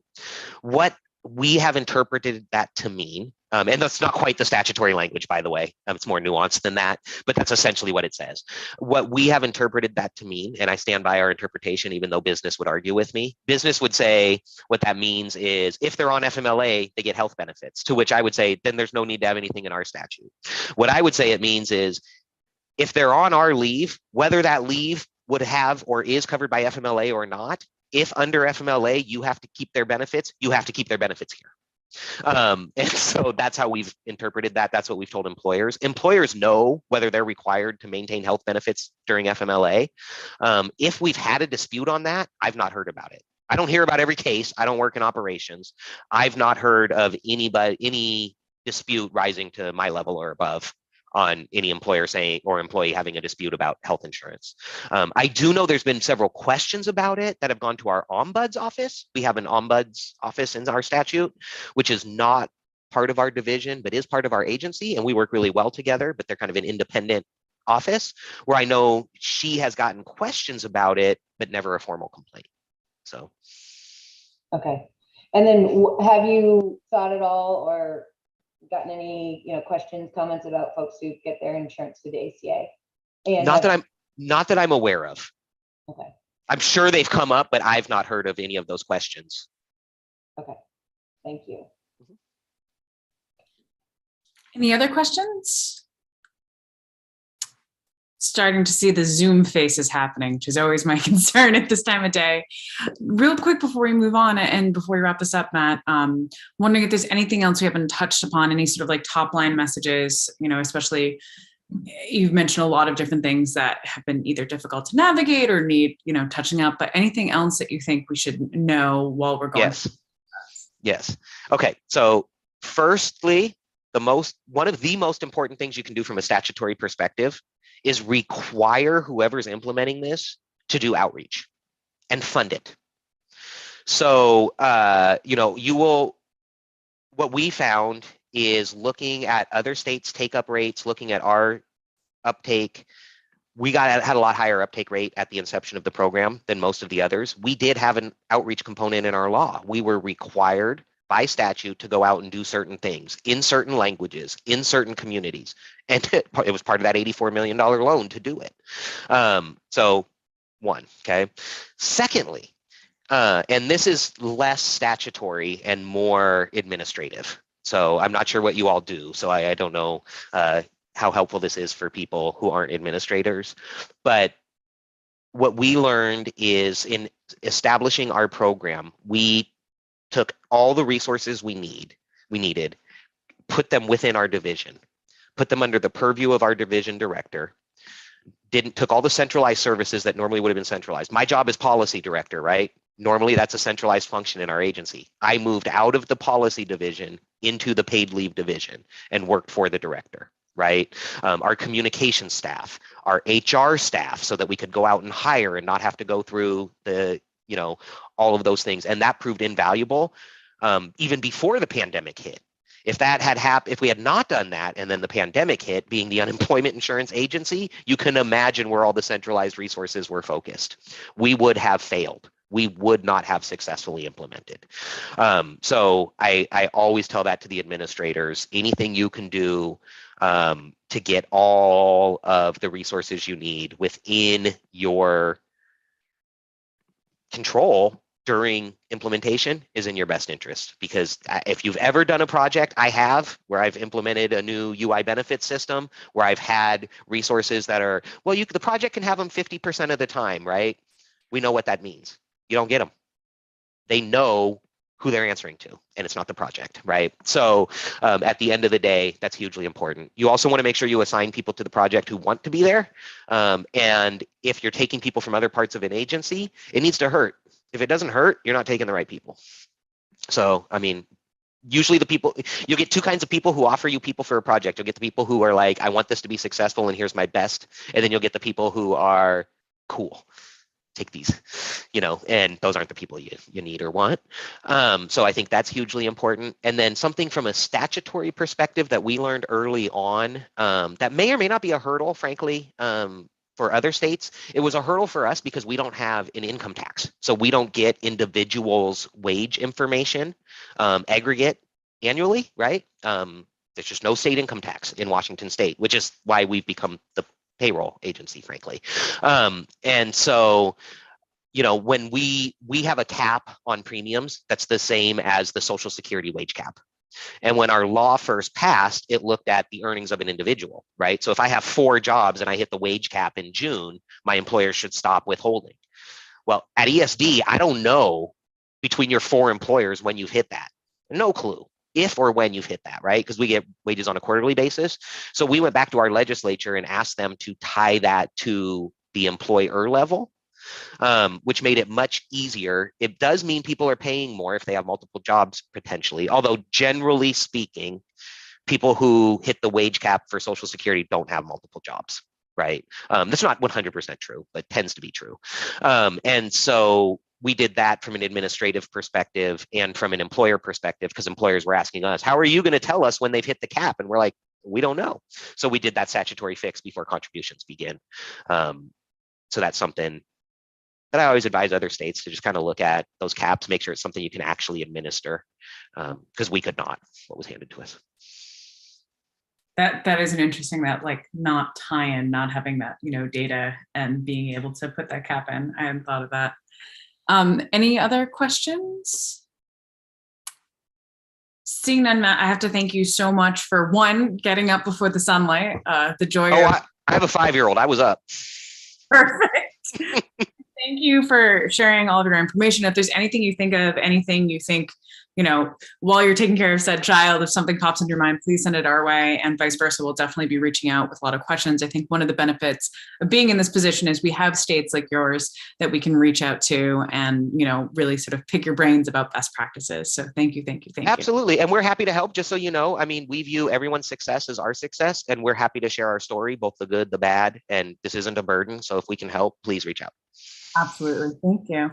Before we move on to the next part of the agenda, I am seeing Zoom fatigued faces on everyone. So I'm thinking, if it's okay, take a 5-minute break. I'll start the timer now. Just a reminder to everyone that we are streaming live. So please make sure that you turn off your video and you have your mics muted as well. And we'll re-adjourn in 5 minutes.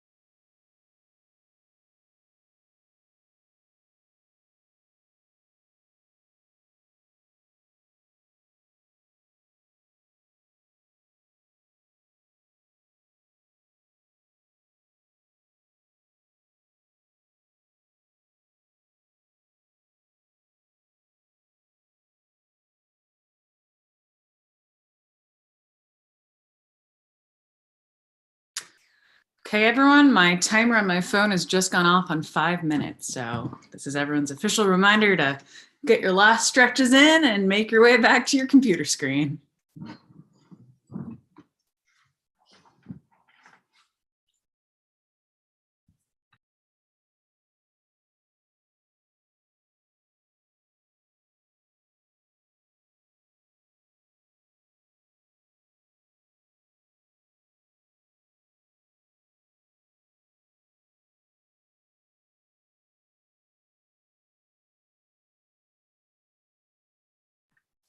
Just gonna wait a little bit longer to get everyone back. Seeing everyone's screens coming on. And just a reminder during all this, if anyone ever does need a break, please just let us know. We all understand, especially the legislators, how taxing it can be sometimes to sit in front of these. So definitely let us know. Okay, I'm seeing a majority of us back. Colleen, should we wait for Anna probably? Sure, she just ran to the ladies' room. I think she'll be right back, but if you want to start, there she is. Sorry. No worries. 5 minutes is, quick. So with that being said, I think we're going to jump into our next 2 segments of our agenda. Keeping in mind, I know we're running a little bit short on time, but I'm grateful we were able to have those state reviews. We're going to move into the review of the survey questions. Just as a reminder, we discussed as one of the ways to solicit public input, in addition for having a session, is to create an online portal or online survey to try to get some more statistical analysis from Mainers. And so thank you to those who sent in your questions. But this is a chance for us to look over and see what people have sent out. So Colleen and Anna, I don't know which one of you want to take it away on that? Sure, I think this is me. I'm happy to share the draft survey questions that we came up with as a jumping off point. One of the things that you probably noticed as you looked at the draft survey questions, it's not really going to solicit any scientific, information in terms of, survey or analytical data, but it's trying to, as Senator Daughtry said, I think, get a little bit of a sense from folks about their needs for paid family leave and what their situations are. So that's what the questions are really going to try to, I think, provide a different way for folks to provide some public comment rather than having to appear at a public hearing or submit specific separate written comments. But I'll pull up the screen of what we came up with. And I think everybody should be able to see this now. So I'll just run through these really quickly. But at the beginning, there were a few questions sort of related to demographics. And some of these sort of stratifications or categories were taken from some census surveys that are used out there. So we're happy to get any feedback if you wanted to change some of the selections, but question related to age, a question related to race, and then a question related to gender. What we don't have on here really is yet are any questions related to sort of household or descriptions of households, which I think has been a question that you've talked about before in terms of what situation might be in a household in terms of generations living together, if that's something you wanted to elicit information about different earners in a household. So that's something that isn't here on the draft survey, but you may want to include, although keeping in mind we were trying to keep it short as well in terms of the questions we were asking people to answer. This next question deals with the types of work that folks are doing and to try to get a sense of whether they're full-time, part-time, contract, seasonal, self-employed, whether they have more than one job. The next 2 questions here, 5 and 6, relate to earnings to try to get a sense of annual income. And the focus of the question as it's drafted here for you is earnings specifically from work. But, other types of surveys will ask for total income and consider other elements of income. So that's one sort of question to think about there. And then when asking about sort of folks to tell us about their average weekly wage, how do folks think about that? Would folks think about it like pre-tax, or would folks be answering that question sort of what's the amount of money in their paycheck, what's their take-home wages? So you might want to give us some feedback about how to ask that question, if it's the appropriate way to ask it. And then really, we were just providing some options for what the average weekly wage is, and given some of the information you received from Mark this morning about what Maine's current average weekly wage is, you might give us some feedback about some of the choices. We might want to adjust some of those choices, given that it looks like the current average weekly wage is roughly $1,000 a week. And then this is focused on, obviously, these last two questions about income individuals. And so again, just this question about asking about household income, or if there are other earners in a household. And then the last set of questions really, I think, are designed to get at the particular life events that you might have dealt with that would lead to a need for paid leave for family or medical reasons. And so that's what question 7 is trying to get at, sort of describing those circumstances. One circumstance I realize that's not included here is the question about leave for in family violence situations. And I think we heard from Connecticut that that's a category where someone can qualify for leave. So you might think about adding that here potentially for folks to give us some sense of that situation. And then the remaining ones relate to sort of family reasons on the end. And then again,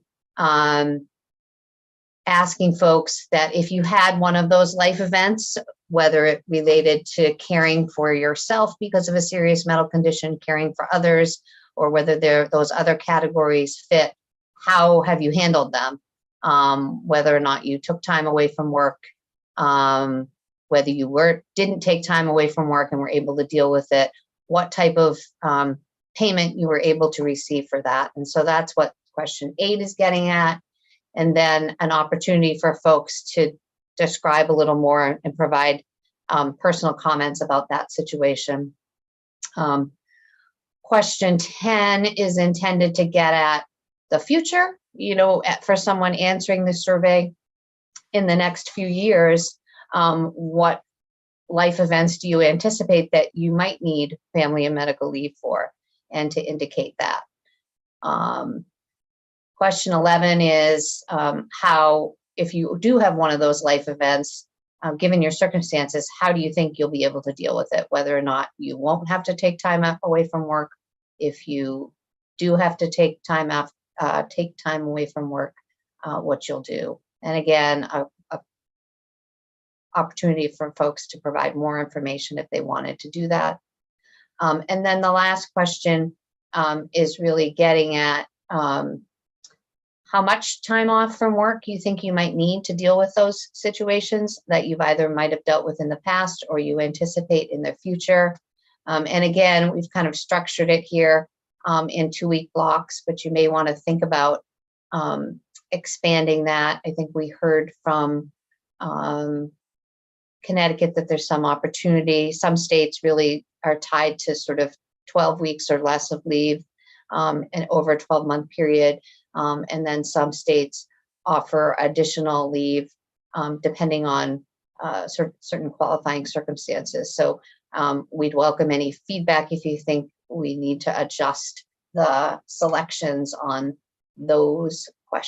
that question as well. And then any additional thoughts folks might have about adding questions. We did receive some really good suggestions from Sarah Bryden and Emily Ingwerson on the survey questions, and we incorporated those, so we appreciate them very much. And if others have additional suggestions or feedback, we're happy to sort of make those changes. And I think, as Senator Daughtry said, the hope is that we could get this up soon, and then not only add it to the website, but sort of do some, outreach, sending the survey to different organizations that they might be able to then share in their newsletters and other things to, provide some feedback to the commission.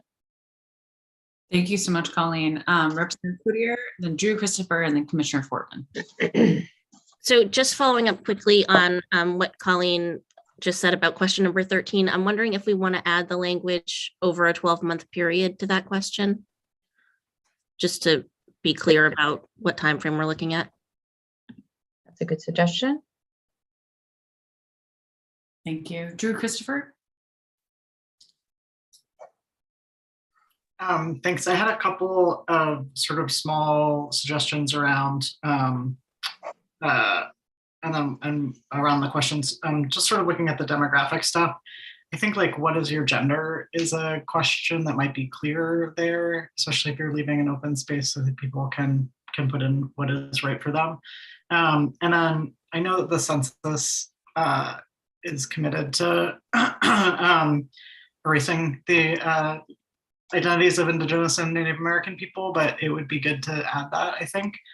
And then my one other sort of thought about one of the existing questions is, I think where it talks about which, I think it's number 8, thinking about the life events. Did you take time away from work? I didn't take time of work because I was able to address the event. I think that there's a question that's I left my job because even though I couldn't, sorry, I lost the right way to name this, but I think getting at the idea that some people are actually leaving the workforce to do the caretaking. We want to get at that question in the questions about how people are managing circumstances, either by leaving a job or deciding not to seek work in order to do caretaking. And then my one other sort of new question is getting somehow at what percentage of your income would you need to cover your basics or something, just to get a sense of, I think for low wage workers, covering as much of their wages as possible is really important, because even 10% less is gonna make it hard to pay the rent. So I think, asking a question for people to kind of think about that might be good. Thank you. It looks great. I'm excited to have this as a resource, and we'll get it out to our members. Thank you. Commissioner Fortman? Can I just interrupt real quickly? I'm sorry, I'm having a hard time following along because I don't have a copy of the draft. Oh, it was attached to the email from Colleen. It was sent out, Emily, and I'm trying to multitask, and I saw your chat, but I can't quite do it as I'm trying to listen. So I'll forward you the email right now that we took the break. I can do it. From yesterday. It was in one of the attachments. Yeah. Okay, thank you. Yes. Give everyone a quick to get that lined up. And then I'm going to forward it right now. So. And then Commissioner Fortman, I think you're up, Father. Okay, thank you. And I just, Drew mentioned one of the things that I wanted to suggest, which was what would the replacement amount need to be? So what percentage of your wages would need to be replaced? Some of the other questions that were asked about, should it be pre-taxes or the take-home pay? I don't have a particular opinion, but I think that you're right. Include whatever the specific language is, because based on some recent experiences we've had, you'll get a whole range of questions. So the more explicit as possible. Also, I'm not sure if we're going to ask a question about how much would you be willing to contribute?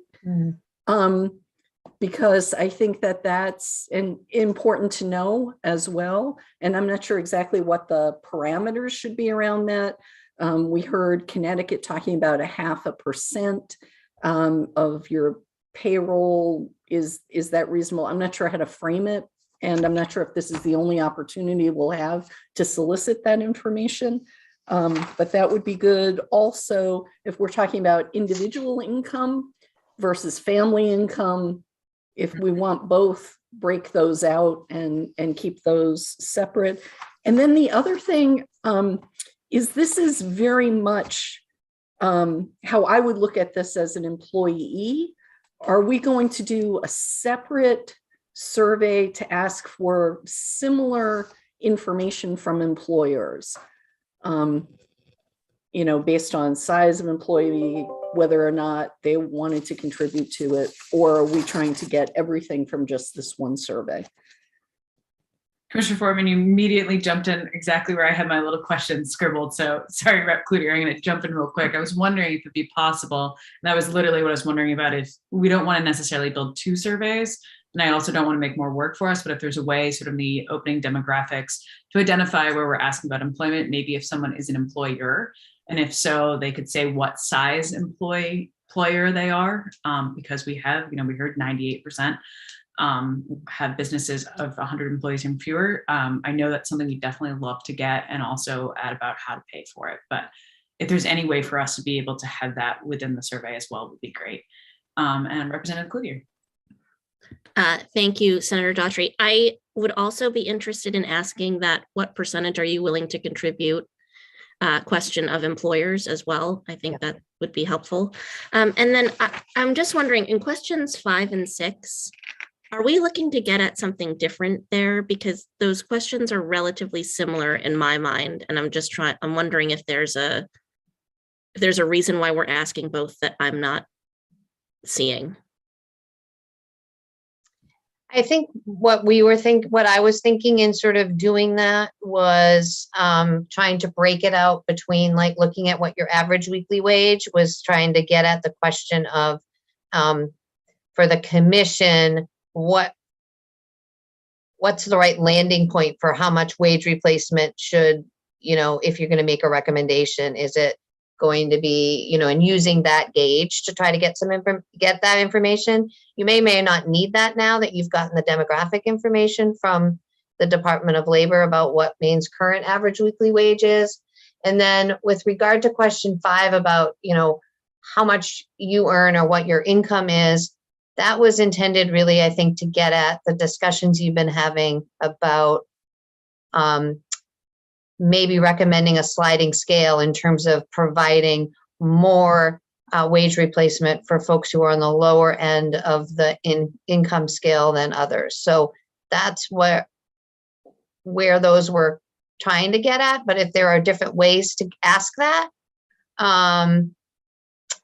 we can certainly do that.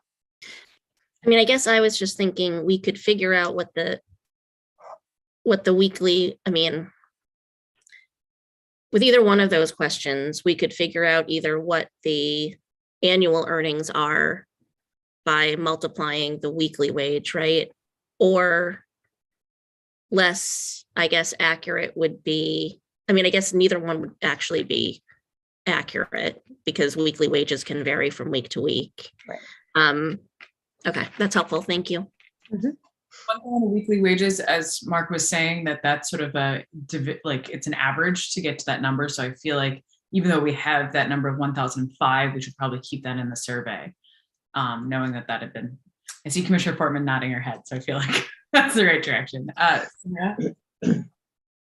Thanks. So I was just going to say that at least the way I was envisioning the survey functioning and what we're looking to get from it, I wasn't necessarily thinking we would be getting accurate earnings information about each respondent, but more to be able to, relatively speaking, folks who respond with a lower earnings value are, more aligned with other responses throughout the survey.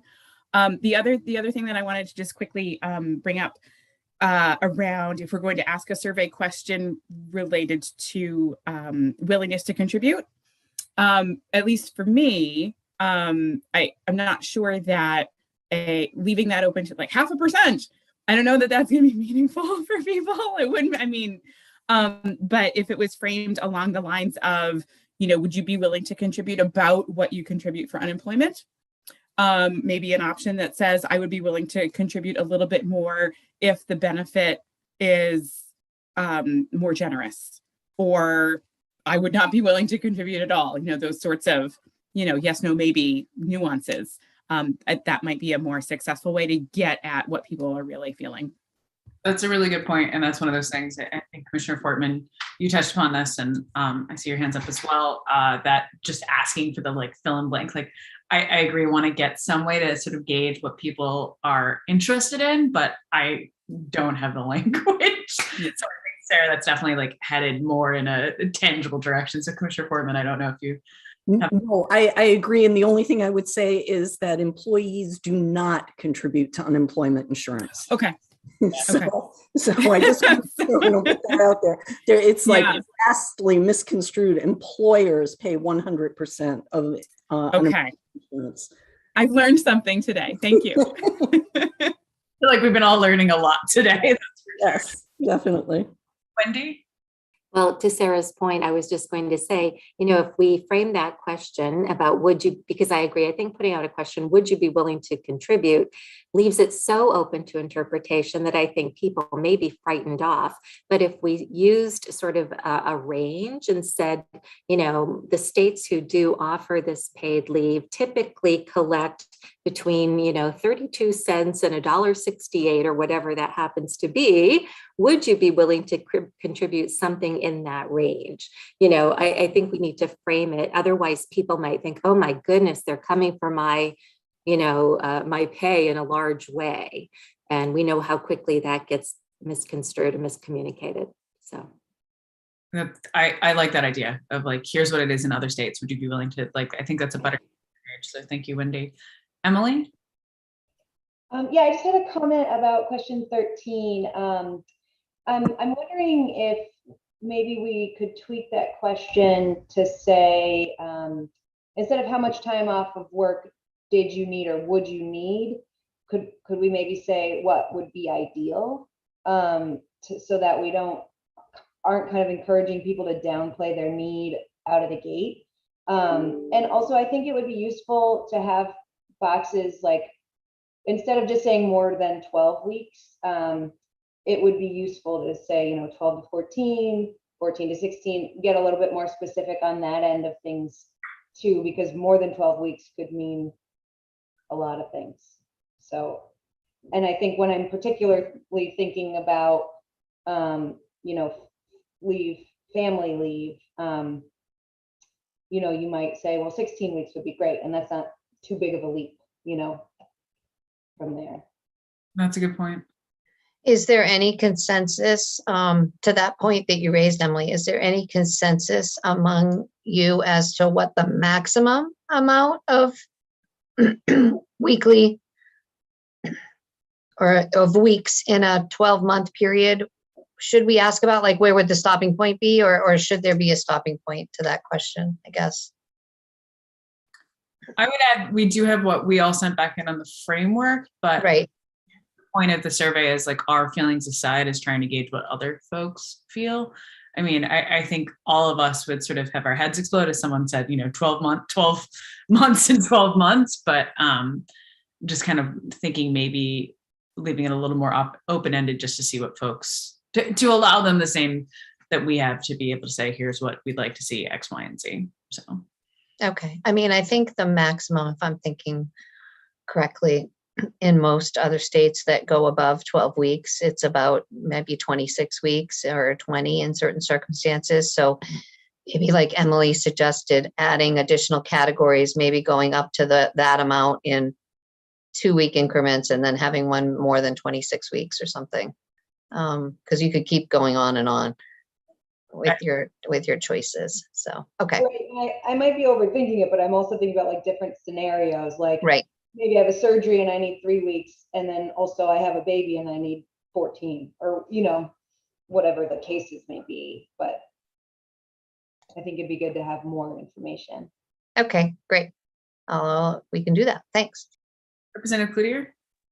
I'm just wondering if we're going to put in that within a 12-month time frame language, if we just leave that question open-ended and let people say, you know, maybe it's not, maybe it's 15 weeks, you know, or I mean, Yeah, like having it sort of like where we have the gender identity of, you know, yeah. How many weeks would you like instead of multiple choice? I'd be amenable to that. What does everyone think? You can do like nod the head or the shrug. Seeing mostly smiles and thumbs up. So yeah, let's change that from away from a multiple choice. Real quick, a couple of other things that I thought we might want to consider is under the life events portion, maybe just adding an other with a blank where people could fill it in. I think that's a good way to capture some things we might be leaving, as well as you mentioned, Colleen, adding in the safe leave portion. And then one thing I thought sort of maybe at the beginning is just a simple yes or no. Do you currently have access to paid family medical leave? I think would be really useful. And then the employer section, the ability to self-identify if you're an employer. And then if it would be possible to say, how many employees do you have? And then the last two things I was kind of wondering about is household. If we could just have a blank of how many members are in your household, just leave it as that. Because that sort of gives us a better idea if, you know, say someone's making 30,000, but they have 6 members of their household, that sort of, if we're looking at that data, sort of changes it a little bit more. And then the last thing, which I'm not wedded to, but this is my own personal like thing, is wondering if there's a question of, does access to this benefit factor into any job decisions or location decisions? One of the things when this bill was going through the legislature that I heard from a lot of our colleagues and for people testifying were people who either wanted to move back to Maine, but were staying in states because of the access. One of our Senate colleagues actually talked about his daughters being in states specifically with paid family medical leave, and that was what factored into them living there. So I don't know if that's something we have to ask, but that is something I'd like to be able to piece out. That I've heard it from employers, employees, legislators, people on the street, people behind the bar about like, this is something that factors into their decisions. So those were just my 2 thoughts. Representative Cloutier and then Sarah. Sorry, I didn't put my hand down from the last time. No worries. Sarah. So around asking whether somebody has access to paid family medical leave, I wonder if asking the question of, you know, if you are envisioning that you might need to be out of work and how will you handle that? I wonder if that might be a more effective way at getting, or a different way of getting at the same thing.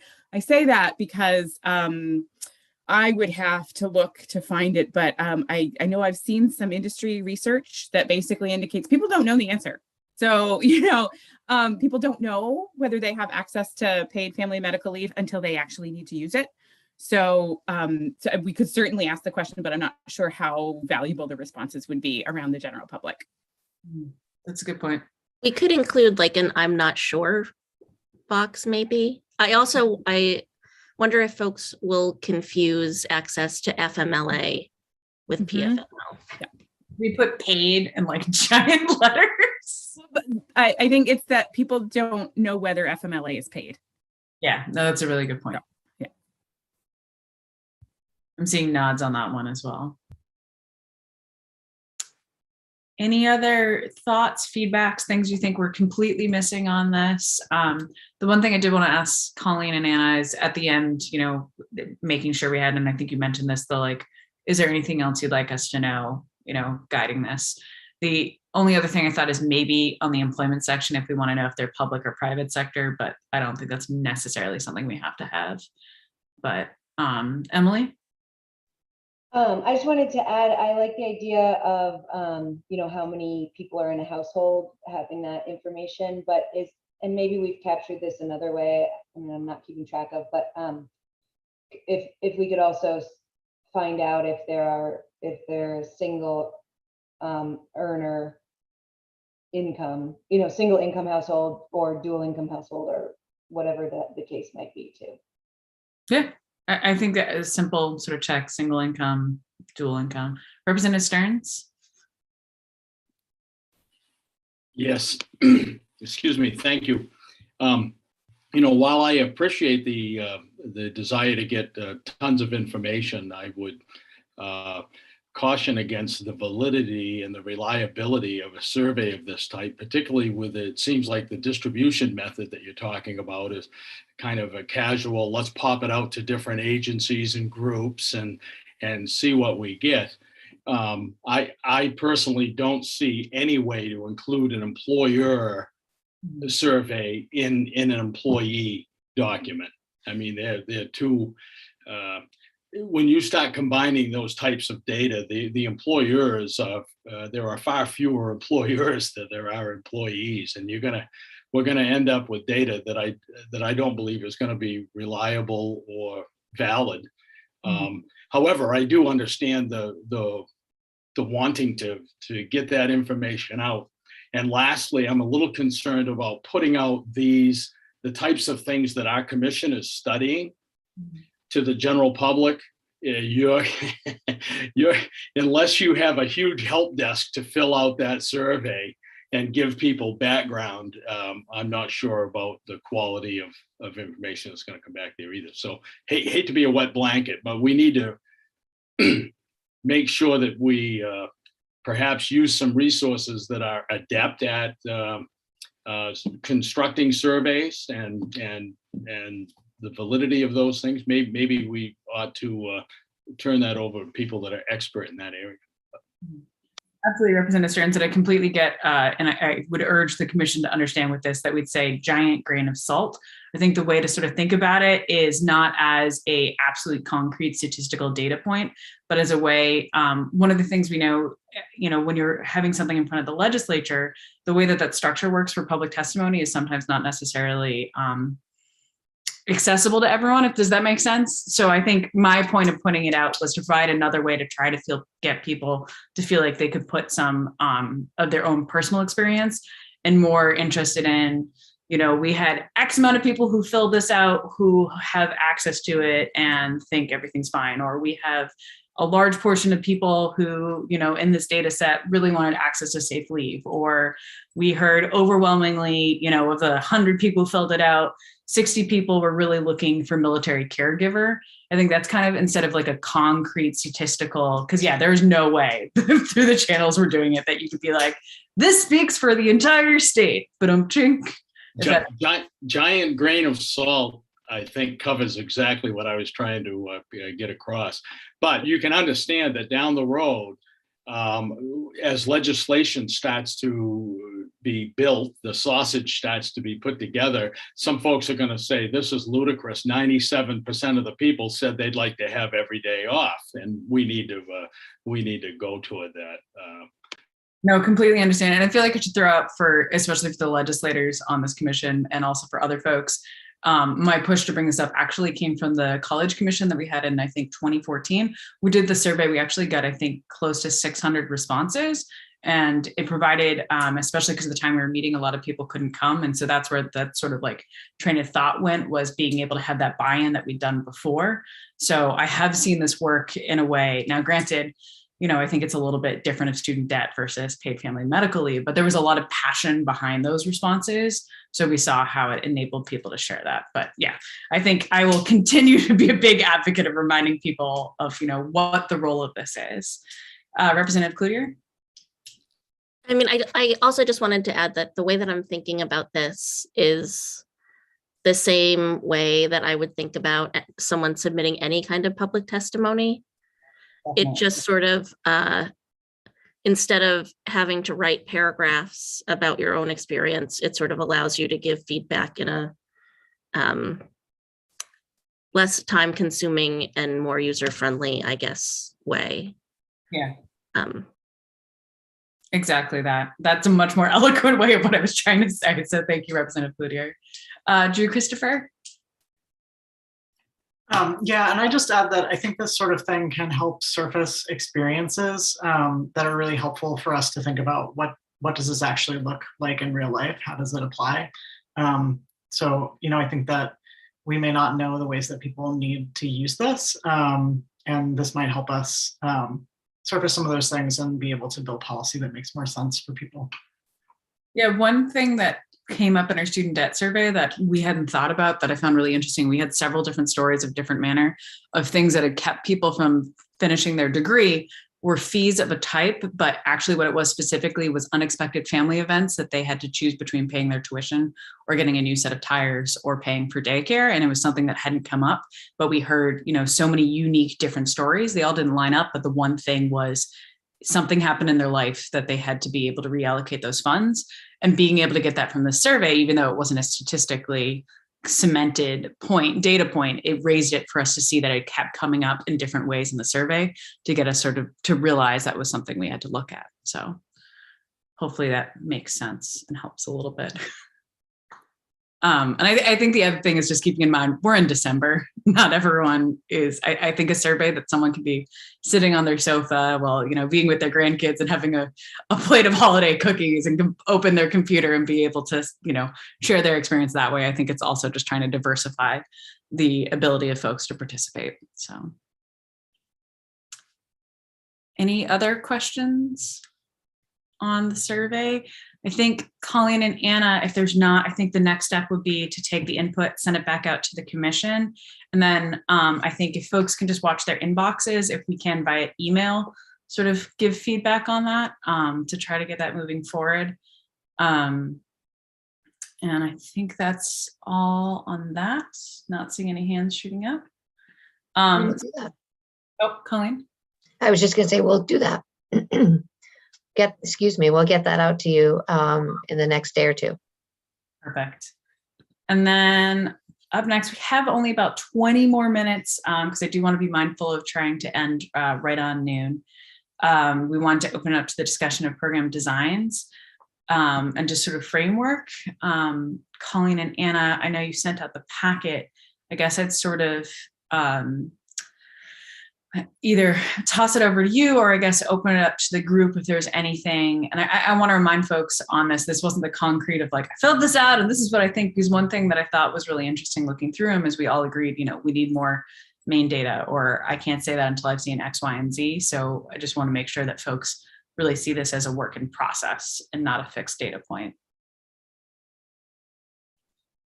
Yeah, that's what I think I would say. You have, I think tentatively, your next two scheduled meetings are next week, December 7th and December 15th. And I think the 15th you might have been targeting as potentially for having public comment as at that meeting. But maybe thinking about or having more in-depth discussion of the policy or designing the policy or the recommendation for a program that you might want to develop as a commission to sort of build that framework for the future actuarial study.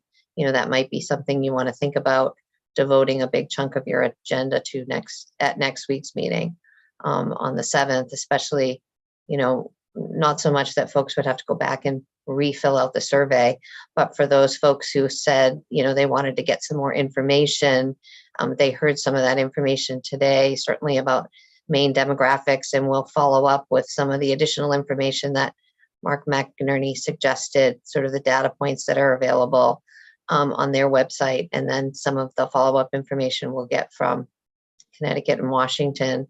But you might be in a better position to sort of have a more fruitful discussion about the program design at next week's meeting.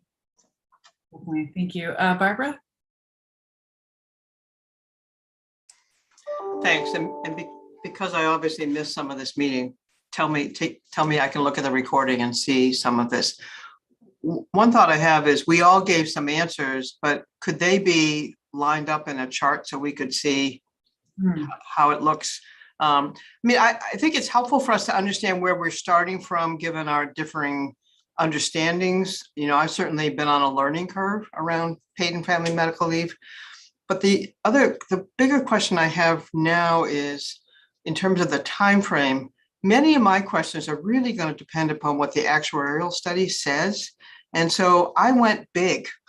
I said, let's take a look at if we include all as much as I could.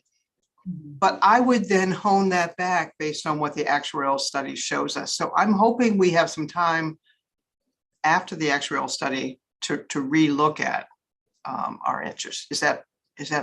Might that be possible? I will add, this is where we're getting into the technicalities of the statute and the authorizing legislation. And this is the wonky bit of emergency versus non-emergency. We absolutely is the short answer. 100%. That is, I can speak for both my co-chair and myself. We want to make sure that we get to see the study and have a comment period afterwards. What we're trying to figure out now is when we go back into the legislature in January, OPLA, Colleen and Anna cannot staff the commission. We do have permission for outside survey, but we need to find a way to build in exactly what you're saying is we toss in these go big, get all the different options back and be able to look into that data. So the short answer is yes, and trying to figure out the actual mechanics and the legislator wonkiness of the schedule. Okay. Commissioner Fortman? I'm not sure if you just answered this question, Senator. So when I listened to Dr. Crowley, I was thinking the same thing. So if the actuarial study comes back with the think big and this is what the cost is and we can figure out how to manage it, then that's one path. I was kind of hoping that the actuarial study could look at a couple of different scenarios so that there was almost like a menu of here are the costs, here are the options, factoring in, I don't know, our demographics, we're getting older. Are we going to need more time for elder care than we are for birth or adoption of a child? I don't know if there was some way for us to get information back that gave us some options, that would just be really helpful, I think.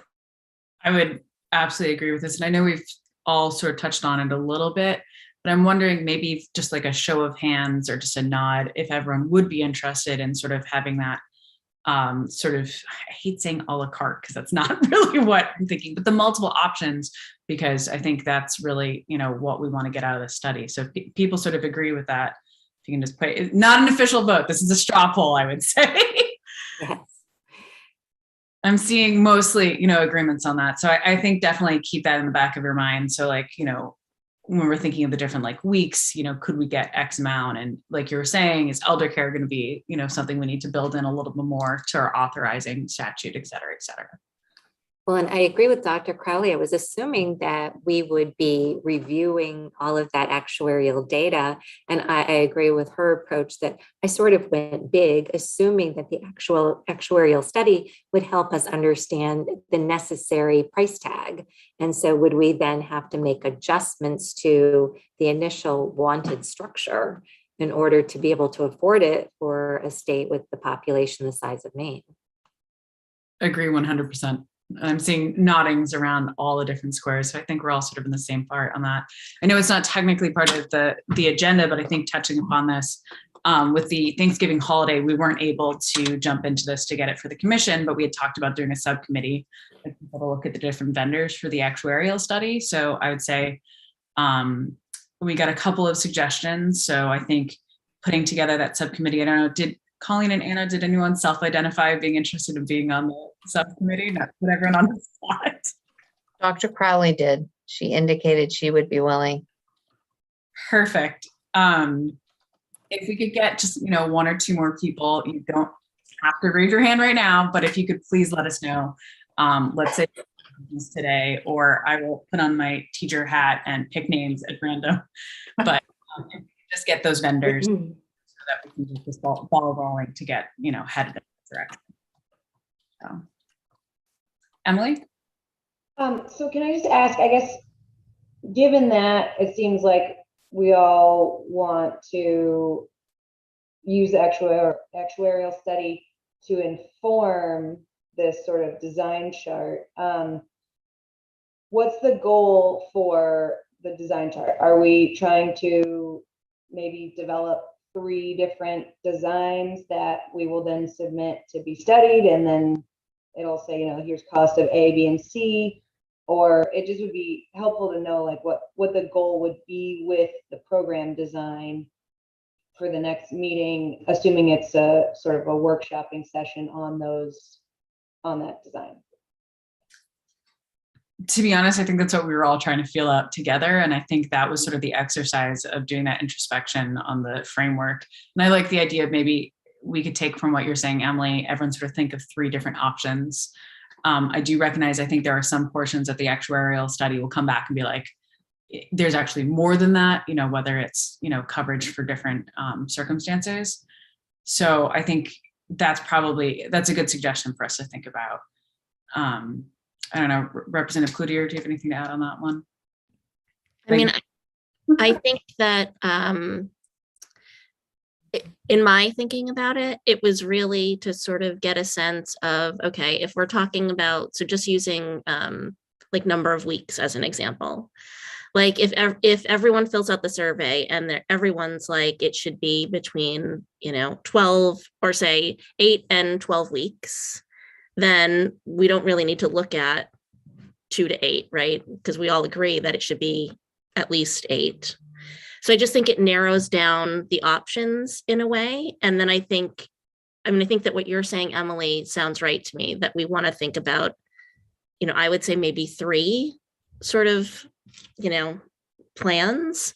And then I think when we get for the actuarial study to look at understanding exactly what Senator Daughtry just said, that there may be more than 3 options in some of these places.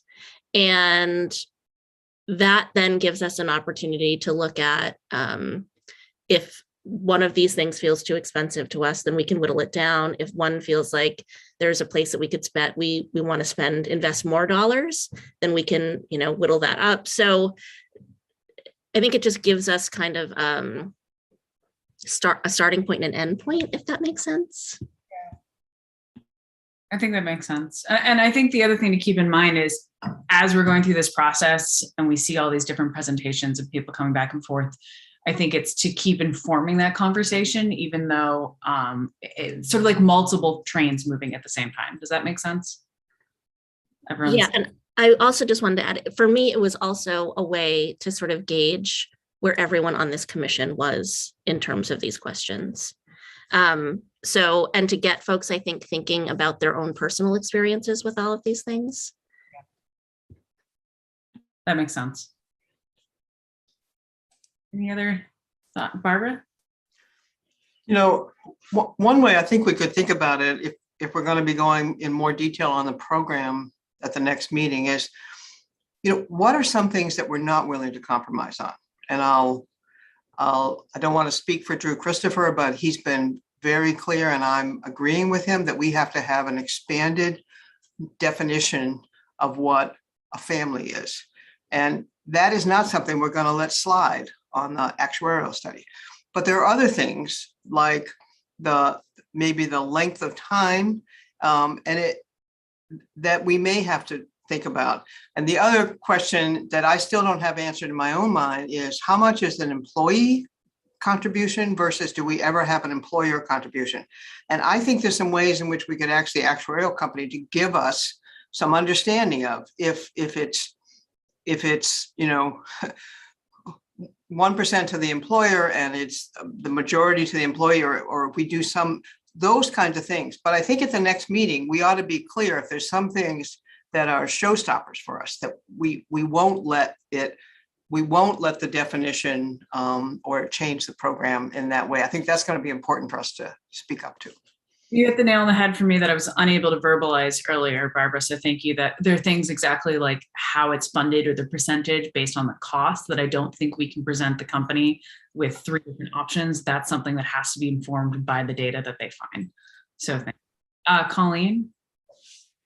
I was just going to say one of the things that Anna and I could do in the next couple of days, in addition to giving you a revised survey, is trying to pull together your responses, your initial responses on the chart collectively, so you can kind of have it all in one place. And I think Dr. Crowley might have suggested something like that. So we toyed with trying to figure out how to do that before the meeting today, but we didn't have everybody's responses. And I think now we have a good, almost if not all, folks that responded. So we'll try to put them all in one, figure out a good way to put them all in one document so you can kind of see them, and that might help as you think about what things you want to bring forward for next week's meeting. That'd be great. Thank you. Any other questions? I don't know about all of you, but my head feels like it took in like a fire hydrant of information. I have to say, I was pretty heartened by listening to Connecticut say their timeline on being able to put things together. And I hope all of you have found that we sort of issued from the first meeting to states with this in place to, come present, and which state agencies would be willing to speak with us. So I think that was particularly useful for myself. So if there's any other resources like that, going on at the same time as we're having all these conversations that you'd like to have, this is my weekly reminder to everyone to please let us know if there's anyone you'd like to present or more information as well. Representative Cloutier? So I put this in the chat, but I just wanted to make sure that Colleen and Anna saw it. If we can, I know that Washington offered their org chart. If we could get Connecticut's as well, that would be really helpful. Thank you. Thanks. I saw it and I made a note. So we'll follow up to get the organizational charts. We'll ask Connecticut for their slides. And then you also indicated an interest in getting Connecticut's sort of work plan implementation timeline. So we'll follow up with them to get that information. If there's anything else, those were the things I jotted down, but if there's anything else that folks think about after, just email us and reach out. We can reach out to them. That'd be great. Any other questions, suggestions, bright light bulb moments? Drew, Christopher? I'm sorry if I missed this. I just wanted to clarify, are we definitely doing public comment? Excuse me, public comment on the 15th, or is that still a question that we'll come back to next time? I think we're leaning towards it unless anyone has any objections. The one thing that I'd like to apologize for everyone of trying to work out, if anyone's tried to schedule anything in December, you all know how often trying to get the presenters is kind of like playing, herding cats or shuffling a game board. So I think we were just waiting on a couple of folks who we had asked to present. But I think at this point, we're going to be aiming for the 15th. Just a quick clarification. I jotted down that it was Tuesday, December 14th that we'd have been asked to hold. I will defer to Colleen and Anna. And I apologize. I might have been saying the 15th and it should be the 14th. So let me look back at our schedule. And that could be. Let's look at my meeting. Yeah, I have the 14th as well. Right, yeah, I think it is Tuesday, Tuesday. And the 15th is a Wednesday, right? So Tuesday, yeah. Okay, we're thank you. The next 2 Tuesdays, so the 14th, sorry. Yeah. Thank you. Do we have anything on the calendar beyond that or no? I don't have anything on mine, but I just want to make sure. You do not have another date scheduled beyond that, but I would say that you have one additional authorized meeting that you will not have had. So this is your third meeting today. The 7th and the 14th would be 4 and 5. And then I believe you're budgeted to have up to 6. So there's a possibility of an additional meeting, although it hasn't been scheduled yet. That's another thing of figuring out sort of the wonky bits with the actuarial study and next steps. Commissions do have permission to ask for additional meetings. So that's what my co-chair and I are also trying to figure out, because we want to make sure we leave in that ample room to be able to review the results of the actuarial study. So hopefully that makes sense. And please reach out if you have any questions on that. And thank you for your patience as we're trying to sort of figure out the issues of getting started sort of later in the calendar year before the legislature kicks in. So any other, I think this was answered about what time. We'll probably be aiming 9 to 12 for the next 2 dates. And any other questions? I'm definitely seeing Zoom eyes on everyone. So with that, I think we have a rough sketch plan. We'll be circling back once again just to review on sort of aggregating the responses from the framework, getting all the data requests, as well as getting together the subcommittee. Once again, please identify yourself if you're interested in looking at the different actuarial study potentials. We just asked, hopefully by the end of today, if you could please let us know. And with that, I have to really thank all of you for spending your Tuesday morning with us. I know this is a lot of information and can feel very, very overwhelming. So just thank you for being willing to serve and to lend your experience and voice to this process. So with that, Representative Cloutier, any final thoughts? With that, I think it's officially time to adjourn and lunchtime. Thank you all. Take care. Thanks, Thank everyone. you.